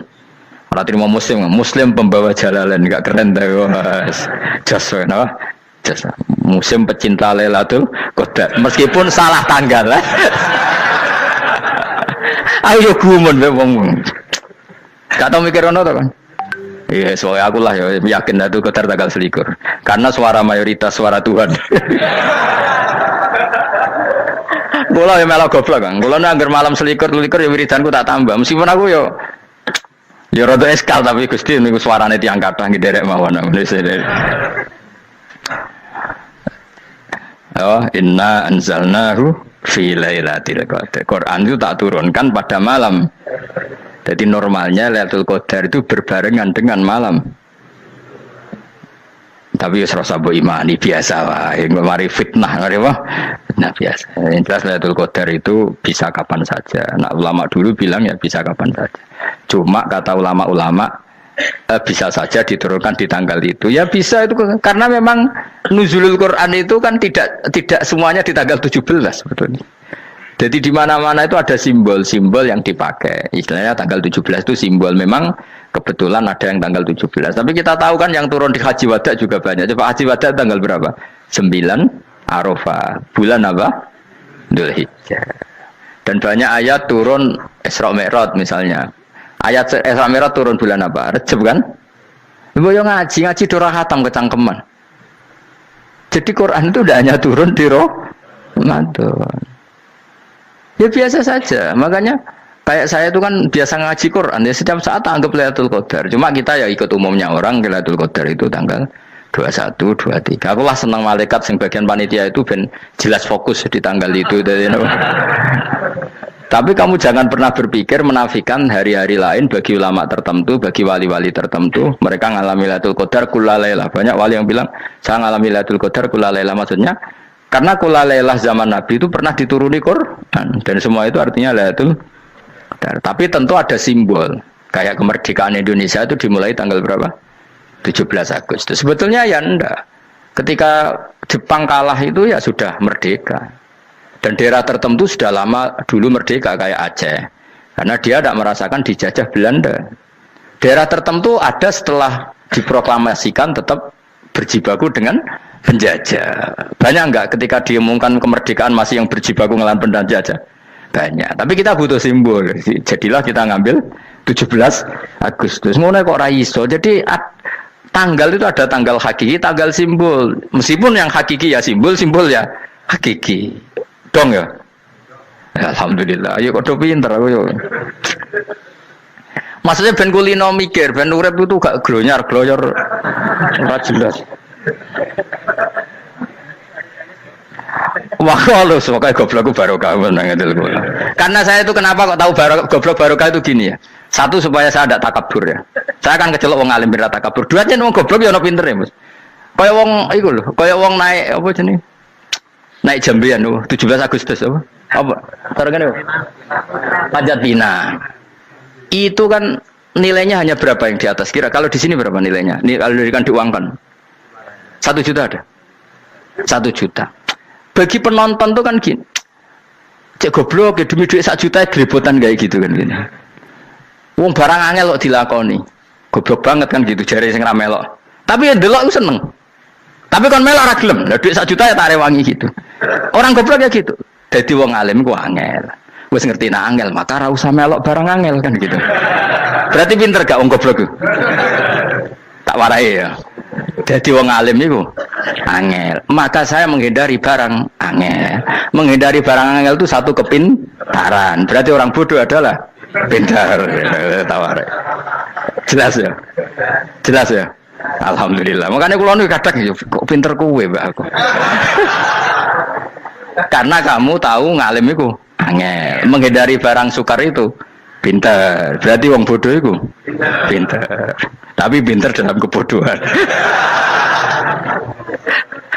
Makanya harus respect. Wong bodoh iku kudu napa? Respect. Dia tahu ngapal Quran angel, ngapal hadis angel, maca jalalan angel. Suatu yang angel harus dihindari. Menghindari barang angel adalah kepintaran. Wes ngono ae. Dadi kadang-kadang lho GR, Gus Bab aku pinter aku. Kok iso? Dia tahu barang sulit kok dikejar. Itu kan satu kebodohan. Wes uni-unimu ngono dadi. Dan kayak syukur, jadi bodoh yang syukur karena ternyata punya sisi kepintaran juga. Dalam kebodohan kita ada sisi apa? Kepintaran. Mohon kalau terus nang. Allah itu siapa? Alladzi ahallana darul muqamati min fadlih. Alladzi rupane dat ahalla kang manggono sapa ladina ing kita darul muqamati ing omah kang dadi hunian. Aili qamati rumah sing dadi hunian min fadli krana mu anugerah Allah. Ya kalau nyontokno bolak-balik ya. Semua ini kita di surga nanti berstatus lamanya-lama itu semua karena fadlnya Allah. Karena amal kita tidak cukup. Makanya Rasulullah pernah ditanya, ya Rasulullah betul orang surga masuk surga karena amalnya tidak, karena fadlnya Allah. Saya berkali-kali cerita dalam kitab-kitab tasawuf diterangkan ada seseorang yang enggak pernah maksiat, hidupnya taat. Kemudian ditanya sama Allah, kamu masuk surga karena apa? Saya karena enggak pernah maksiat, taat terus. Kata Allah, ya sudah kamu di sini aja 80 tahun. Ya kamu gak apa-apa di surga sini berapa 80 tahun. Si Abid tadi, ahli ibadah tadi protes. Katanya surga itu selamanya lama. Iya kata kamu kan karena amal kamu. Amal kamu di dunia kan hanya 80 tahun. Umur kamu kan hanya 80 tahun. Ya berarti surga kamu 80 tahun dong. Karena kamu menganggap surga karena amal kamu. Fair kan? Amal 80 tahun surganya. Tapi kata jenengan surga itu selamanya lama. Sing selamanya lama itu fadolku itu gak ada habisnya. Kalau amal kamu ada habisnya. Terus kata orang tadi, "Mimpun Gusti kula mbusga fadole jalan." Gak aku kecewa jare. Jadi orang itu harus pakai logika. Makanya agama ini ojo nuruti cerdas sing enggak punya sanad. Lalu gunanya amal apa? Kalau kita masuk surga mergo fadhole pangeran bocah kok geblek gendeng campur gak di sanad. Kita ini punya sanad dari guru-guru kita. Kalau semua surga wa mensifat itu min fadli, ada unsur fadlnya Allah meskipun kita ngamal. Karena tadi kalau karena amal kita hanya sak soleh-solehmu 80 tahun. Iku enak soleh terus. ABG puber pacaran tua dadi mubalek ya ta ora. Ayo ngaku ae. Tuane delok nduang dutan gede-gede sunah Rasul. Coba kuwapir suwi bareng Islam anyaran sudah dadi mubalek banyak. Artinya enggak 80 tahun total kita jadi orang apa? Soleh. Mustafa teteng soleh ya lagi gayane saiki khusyuk. Bisa numpak trail gaul. Untung rengono Harley dhisik. Nah, kalau karena amal kita, berarti kita di surga hanya 80 tahun. Terus kata Allah, ya, tapi kata jenengan surga selamanya lama. Yang selamanya lama itu fadl saya. Anugerah saya itu tanpa batas. Makanya kita tetap yakin kita seperti ini nanti di surga itu kabeh fadlih Allah. Seperti nas di sini apa? Alladzi ahallana darul muqamati min fadli. Bukan karena amal tapi apa? Min fadli. Bahwa amal kita itu ikut dipertimbangkan iya, tapi ya termasuk yang dipertimbangkan, bukan segala-galanya. Yang paling menjadi abadi di surga adalah fadlih Allah, karena fadl dan rahmatnya Allah itu yang tidak terbatas. Jelas gini ayatnya apa? Alladzi ahallana darul muqamati min fadli. Laya masuna orang kepona ing kita via ing dalam jannah pun asobun apa kangelan eta abun desi kangelan walaya masuna lan orang menyentuh na ing kita via fil jannah apa luhu pun apa kerepotan. Iya untuk kesip kepayaan minata api saking repot. Li ada mitaklifi krana ora anane mukallaf via ing dalam jannah. Ning swarga supaya enak ora perlu traweh, ora perlu macem-macem. Semen kelon nabi dari sing nganggur-nganggur semen kelon. Nak sing soleh-soleh papan atas sesuai pangeran sesuai kelas masing-masing napa? Sesuai apa? Kelas masing-masing. Nah sing kuapok melarat menawa numpak ampat ngalor gitu tuwabrakno bariku njaluk meneh tuwabrakno meneh. Saking dendame ning donya ora alpat ra iso numpak. Dadi numpak kan ya cemplungno jurang wae ya. Bariku njaluk apa? Anyar meneh. Bojo ngono sing wayu buak gentine. Saking dendame di bojo elek ning donya. Serapo bos gak masalah ini swarga aman apa? Wa dzikrusani uta nyebut sing kedua atabi'i kang anut lil awali maring sing awal li tasri karo nyeplosno binafsi lan nafekno lugu. Maksudnya nasab manane repot, lugu yo manane repot. Kok diatafno berarti bener-bener ning akhirat itu ya ora ono repot, ora ono kangelan. Waladina uta wong akeh kafaru kang kafir sapa ladina, iku lahum tetep kedhe ladina naru jahannam ten neraka jahanam. Orang-orang kafir itu pasti masuk neraka. La yuqta. Maksudnya kafir dengan definisi yang mati alal kufri. Kalau masih di dunia kamu tidak bisa menvonis si A si B pasti kafir karena finalnya adalah di husnul khotimah atau suul khotimah. Maka status sekarang. Kita dikatakan mukmin ya sekarang, yang sedang kafir ya sedang kafir. Bisa saja yang sedang fasik nanti mati soleh, yang sedang soleh nanti mati fasik. Makanya kita enggak berhenti doa apa ya muqallibal qulub tsabbit qalbi ala dinik, karena kita tidak pernah tahu. Makanya status kafir ya wa matu wa hum kuffar. Sebagian ayat apa wa matu wa hum kuffar, status yang permanen adalah dalam keadaan mati, dia dalam keadaan kafir. Tapi kalau masih di dunia gini enggak jelas. Makanya saya suwun ya, kalau kita harus toleransi sebagai warga Indonesia, kalau kamu orang alim, toleransi atas nama agama, karena yang sedang kafir pun tidak jaminan selalu kafir. Jadi kita tidak perlu musuhan, karena memang semuanya tidak mesti. Ya itu kalau atas nama nopo agama. Kalau atas nama negara ya memang kita berkawan atas nama sama-sama bangsa nopo Indonesia. Kalau atas nama agama ya memang nggak mesti juga. Bisa saja mereka husnul khotimah. Kita tidak pernah tahu. Makanya Allah terbilang wa qulu linnasi apa husna, dengan siapapun yang baik. Lah soal nak diperangi kita perang ra kudu wong kafir. Lah pelah dibaca wong Islam ya males. Lagi meneng ae disembelih. Wah. Ya soal itu kan bab sial, bab mempertahankan apa diri. Itu udah harus dengan orang apa? Kafir. Misalnya ada penjahat mau membunuh istri kamu tentu dibolehkan Islam melawan. Paham ya? Makanya di kitab-kitab fikih diterangkan ada bab di mana harbi itu kafir yang melawan kita itu boleh kita lawan. Tapi kata sarah itu udah harus kafir. Dalam konteks apa? Kita mau digarong orang atau istri kamu mau diperkosa orang ya kamu wajib melakukan perlawanan. Jadi tidak adifa anil dzali apa adifa anil nafsi. Makanya Nabi mengatakan mangkutila duna mali bahwa syahid. Jadi itu kan disiplin fikih. Makanya ngaji ya. Makanya tatus soleh juga gitu. Orang soleh yang sedang soleh nggak boleh kumal luhur, bisa saja suul khotimah. Kita punya cerita banyak. Misalnya Khalid bin Walid, Wahsy itu kayak apa Nabi bencinya sama Wahsy karena pembunuh Sayyid Hamzah. Tapi dia mati husnul khotimah. Sa'labah yang punya gelar merpatinya masjid karena selalu itikaf malah suul khotimah. Kita tidak pernah tahu. Dan tidak pernah tahu itu bagus. Karena menjadi mawas diri, menjadi tawadhu. Tawadhu itu ekspresinya macam-macam. Boleh ada ya ulama yang ini cerita aja ya. Ada ulama yang mau dicucuk. Alasannya didik santri atau masyarakat biar hormat sama orang alim. Itu ya benar. Ada ulama yang nggak kerso dicucuk. Alasannya saya sendiri untuk melawan ujub saya, keangkuhan saya, kesombongan saya. Ini namanya istihad. Boleh, bebas. Orang boleh. Kenapa? Istihad. Abdullah bin Mas'ud itu nggak senang punya santri nderekno dia. Karena kata beliau, dillatan ditabe wa fitnatan lil mabuk. Yang nderekno itu hina, dia khawatir kumo luhur. Apa? Kiai kalau kelamaan di nderekno itu kan kumo luhur.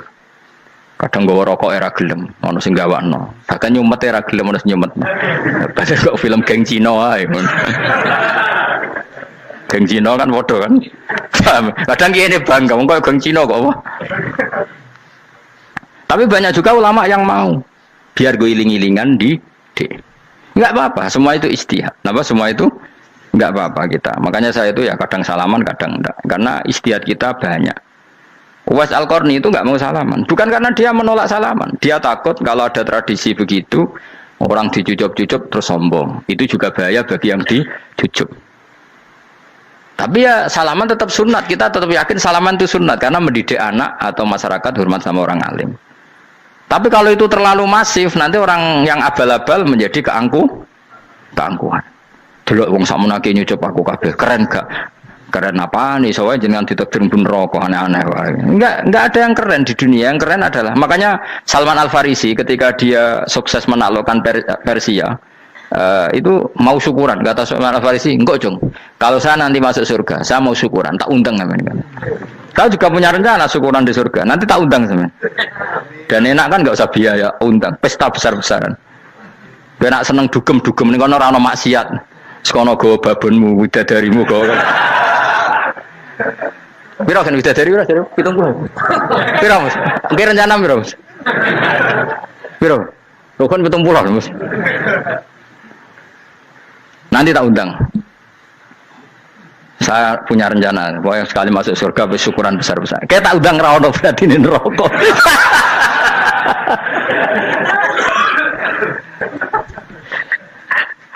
Tapi nak ngundang aku rawon beda kelas sembrono. Kata aku rawon yang kelas wargamu rawon. Kata Salman Al Farisi gini, kamu tidak usah muji saya kan dia dipanggil ya Karim, kamu orang terhormat kan. Kata Salman Al Farisi, in dakhaltul jannah fa ana karim wa in dakhaltun nar fa ana laim. Jadi saking sopannya ashabu Rasulillah itu ada yang dipanggil ya Karim aja tidak mau. Tunggu Jung ya, panggilan itu sematkan saya nanti ketika saya masuk surga. Kalau saya masuk surga fa ana karim, saya berstatus orang mulia. Tapi nanti kalau saya masuk neraka fa ana laim, saya orang yang terhina. Jadi dulu ashabu Rasulillah seperti itu. Terus ada ulama yang melawan nafsunya macam-macam. Misalnya saya milih jarang ada sowanan, saya dapati senang banyak santri sowan. Tapi bukan karena benci enggak. Karena saya takut sebagai orang yang sangat terhormat. Saya ngaji di mana-mana suka yang enggak usah pakai kursi, guling-gilingan kalau saya dan kamu setara. Saya sebenarnya bisa aja minta kursi tinggi kayak ketua MK. Banyak kan ngaji nih serapati ngalim dari gue kursi ning dhuwur, santri ning ngisor gua ya nek wong pinter-pinter. Jebule kitabe maknanan ben ra konangan. Sing rasa apa wong modus. Ya tapi tidak suudzon ya, tapi ya ono tenan paham. Tapi kalau saya cara berpikir sederhana, kita kan sama-sama umatur Rasulillah, ya sudahlah hadin sawa. Loh andai kan kamu sanggup maca kitab ya gentenan ra masalah. Kadang dia moco aku ngrungokno, kadang aku moco enggak apa-apa. Nah ono sing wani. Tapi sekali salah tak lorot nah. Jadi dulu sahabat itu biasa. Ada yang cara ekspresi tawadhu kayak Uwais Al-Qarni enggak mau salaman karena takut dicucuk. Ada yang suka salaman karena mendidik. Banyak cara mereka melawan nafsunya sendiri apa? Melawan apa? nafsunya. Istri saya itu dari keluarga pondok Jawa Timur. Itu dulu eskal sama saya, janggal. Karena anak saya kalau mau jajan tuh saya tidur pun dibangunkan. Papa bangun, saya minta uang. Itu ya sampai sekarang begitu. Istri saya itu eskal, janggal. Karena janggal kan ada Jawa Timur sopan sekali sama orang tua. Tanya saya. Karena dia keluarga orang terpelajar, tanya, kenapa itu dibiarkan? Saya jawab saya.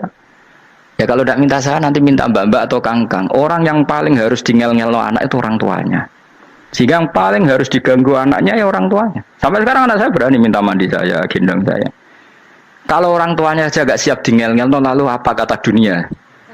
Kan aneh. Nah, itu ajarannya bapak. Saya dulu bapak Sugeng itu biasa jagoan sama bapak. Ya biasa misalnya saya lesupak kalau pengen mangan ya, cung tuku. Zaman itu pakai motor, pakai sepeda motor, biasa sama bapak ke pandangan. Saya sampai sekarang sama anak-anak saya akrab. Karena pikirannya orang tua saya dulu ajarannya yang paling berhak dingel-ngelo anak ya orang tua. Ini kan gak fair. Kita sebagai orang tuanya digugah gak terima, kon ngedusi gak terima, kon nyawi gak terima, orang lain disentak suruh nyawi. Dan orang lain itu pembantu hanya karena kamu gaji. Kamu gaji seberapa? Hubungan anak dengan pembantu itu kan karena uang. Kamu ingin berbasis hubungan hanya karena itu goblok sekali. Hanya istri saya nerima. Jadi ini bukan berarti saya bikin konsep begitu ya. Ini cerita saja. Banyak guru-guru kita termasuk orang tua saya kalau ngajarkan gitu. Tapi ya tentu ada orang yang ngajarkan anak oleh gugah wong tuane pas turu. Ya kalau pas turu ada alternatif ibunya nggak apa-apa. Kalau nggak ada, ibunya juga nggak ada. Terus alternatifnya orang lain kan buruk sekali. Kalau alternatifnya orang apa? Lain. Tapi orang tua kita kadang kesuwen oleh didik adab berlebihan sampai anti ilmu. Ya itu tadi didik adab tapi anti. Ojo gugah wong tuamu, wong turu digugah. Akhirnya nyon sewu minta tonggo, pernah bulik bude yang kadang nyon sewu mereka sendiri susah kan, nggak punya uang kan terjadi kacau. Demi adab tapi menghilangkan ilmu. Tidak boleh. Nomor satu itu ilmu baru adab. Coba orang paling berat dingel-ngelo anak harusnya siapa coba? Orang tua. Jadi mestinya pas ke turu digugah ya santai wae. Ini sudah tepat. Nah kecuali ngelama, artinya ngelama itu sudah jajan minta lagi lah itu kan ada ukurannya. Tentu ada apa? Ukurannya. Tapi kalau fi awali marroh jajan hari pertama di hari itu memang jajan pertama kan nggak dolim.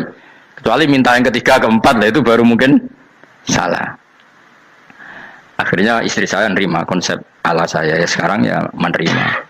Sampai sekarang saya biasa misalnya habis ngajar dari Sarang atau ngajar dari Kudus baru datang anak saya rewel minta jalan-jalan ya saya turutin. Karena menurut saya yang paling harus kangelan demi anak adalah orang tuanya, bukan orang lain. Padahal saya punya santri loh. Kalau mau keren-kerenan saya punya semuanya. Tapi itu kan nggak hukumnya Allah. Keren itu kan hukumnya manusia. Dia santri terus dia ini berhak ngongkon. Itu kan hukumnya manusia. Hukumnya Allah ya gak ada. Hukumnya Allah ya wong tua, be anak-anak be wong tua. Hukum liyane gaweane manusia. Yang penting ku anfusakum wa ahlikum. Nah, ora ono santri kaum barang ora ono. Gaya-gayanane mubalek ini umat saya terus dihitungi. Ku apa-apaanan. Enggak ada dalam Quran. Yang ada ya ku anfusakum Waalaikumsalam. Jadi yang penting hubungan orang tua anak. Nah, baru orang lain itu wa ila adin akhahum huda. Ya itu yang kedua ketiga. Tapi ilmu ini sudah banyak yang hilang. Makanya banyak mubalek ngamuk anak. Bocah rasopan. Wah aku nang jopo ning dinti wong wedi aku. Anakku dhewe rasopan. Lah bapak dhewe rasopan ya. Karena mendahulukan orang lain ngalahkan anak. Ketika anaknya rasopan dekne gremeng apa? Memangnya dia sopan cara hukumnya Allah dan Rasul. Ketika mendahulukan orang lain itu dalam status hukum Allah dan Rasul dia sudah tidak sopan. Ada dosen ngajar mahasiswanya dengan segala artikulasi terbaik, kemampuan bareng terangno anaknya sampai rasa-rasen. Ya gitulah baca sendiri di buku. Ya gitu. Karena di kampus dapat gaji, nambe anaknya rantuk gaji.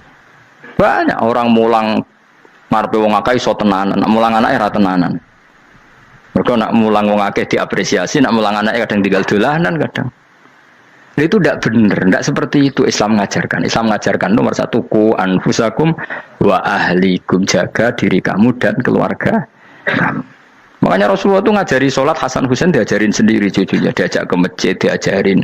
Meskipun jadi beri hak-haknya sebagai seorang anak, numpakin Nabi ya dibiarkan, tapi diajari kebaikan diajarin sendiri. Sampai Said Hasan umur 8 tahun sudah menjadi rawi hadis karena memang diajari sendiri oleh siapa Rasulullah. Kayak apa? Kalau sekarang enggak, kiai cilik anak di pasrano cah dalam terus enggak mau Tahu. Juga sidik itu pasaran pembantu. Barang anaknya akhlaknya kayak pembantu ngamuk. Memangnya yang bikin itu siapa? Yang memulai siapa? Nah, hukum-hukum begini itu harus kita mulai tegakkan. Ya kayak dipanggil ya Karim. Kita termuliakan tuh sampai berapa? Banyak kan dulu orang mobil aja dibukakan, dia boleh kecekel KPK. Pas mulia, masya Allah, buka mobil ya nggak tahu. Ngerti-ngerti cekel KPK. Kayak sama. Neng dunia disusul-susul sebelum rokok kan rugi bener. Makanya saya ngikuti madzhab Salman Al Farisi. Saya sudah niat syukuran besar-besaran tak jamin, tak undang teman. Tapi daripada saman konangan nggak di situ, mendingan enggak ya. Karena kalau ada undangan nanti kelihatan siapa yang di dalam dan siapa yang di luar. Nggak usah yo, nggak usah. Karena nanti takutnya nggak ada di situ malah mari yang ngenes pula. Kecuali nggak ada di situ, malaikat itu nggak ada Gus di kelas jenengan, tapi mungkin di bawah ada.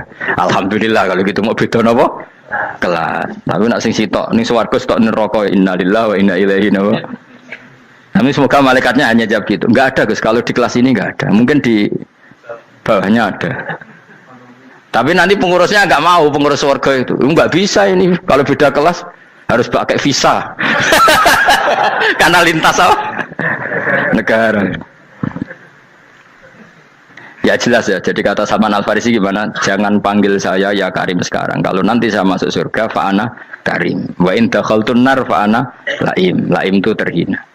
Nah kalau semua orang berpikir begitu kan semuanya tawaduk, semuanya tidak kumoluhur.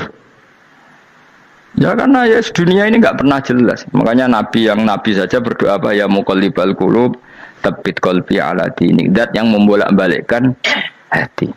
Karena kayak apa kita mencintai Indonesia, mencintai masyarakat Indonesia. Tapi kayak apa kalau kamu sudah datang ke Singapura, rawang Singapura dinamis terus gerutu. Orang Indonesia itu pemalas, tidak kayak orang Singapura, dinamis maju. Tapi kalau urip di Singapura gak gelem. Tapi di Indonesia men gerutu, orang Indonesia tidak kayak orang Singapura. Cara aku nak ngomong ngono gak usah urip di Indonesia, kalau urip di Budi. Singapura. Islam Indonesia gak mutu kayak di Timur Tengah, jubahan semua gini-gini. Enggak ana wong goblok ra iso ngaji jubahan ya dene ra trimo goblok jubahan. Angel ngadepi wong ku angel. Terus kon piye? Sing biasa wae koyo kula jenengan wis biasa, wae ngaji-ngaji, wae turu-turu, wae mangan-mangan wis biasa wae. Dinul ajais, agama kita, agamanya orang lugu. Penting hubungannya dengan Allah spesial bahwa kita yakin hidup kita namun bergantung kepada Allah Subhanahu wa taala dan kita selalu nyifati Allah nikmal maula wa ni'man nasir. Selagi Tuhannya Allah pasti kita ditolong. Apapun kondisi Indonesia, Tuhan kita tetap Allah, tetap ditolong. Kita pernah keluar dari penjajahan Belanda, tragedi PKI, ya apa saja problem kita pernah keluar karena Allah Tuhan kita, nikmal maula wa ni'man nasir. Sudah, iktimatnya sama Allah, jangan pada yang lain. Yang lainnya itu hanya aturan bernegara saja. Kita butuh presiden, butuh macam-macam, itu aturan bernegara. Tapi kesejahteraan kita tetap Allah nikmal maula. Karena kalau Allah yang nggak berkenan, Jawa dihilangkan les lewat ekuifaksi selesai. Atau meteor satu jatuh selesai. Makanya Allah selalu mensifati dirinya, saya yang memegang langit bumi, saya yang mengatur langit bumi. Beberapa benda langit nggak jatuh ke bumi karena saya, kata Allah. Inna wa yumsikus samawati wal ardo antazula wala inzalata in amsakahuma min ahadim min ba'di. Kalau sistem alam langit itu hancur, semuanya hancur. Tapi kita enggak, kadang-kadang membayangkan dunia enggak hancur itu kalau kestabilan negara. Negara tak stabil, kalau alam enggak stabil mau apa? Semuanya enggak koruptor, semuanya adil, tapi diguncang gempa tetap selesai. Diundang faksi tetap selesai. Makanya Allah selalu mengingatkan kita, amintum manfis sama yakhsifa bihumul ardo fa idza hiya tamur. Kenapa kamu merasa aman di bumi? Bumi ini setiap saat bisa likuifaksi, kata Allah. Karena bumi itu dzatis sodok, potensinya pecah. Tapi kalau kita ingat situ kan akhirnya bergantung sama Allah sambil bernegara secara benar, bertetangga secara benar. Susahnya apa sih hidup benar? Wong hidup benar itu nikmat. Kalau mboten nate urip susah. Ngerti masalah saya yang pangeran Gusti niki wae jenengan ya sudah selesai. Dadi nak tahlilan ojo ngrameni tok, dijiwai nikmal maula. Nikmat itu sebaik-baiknya, nikmat itu sebaik-baiknya.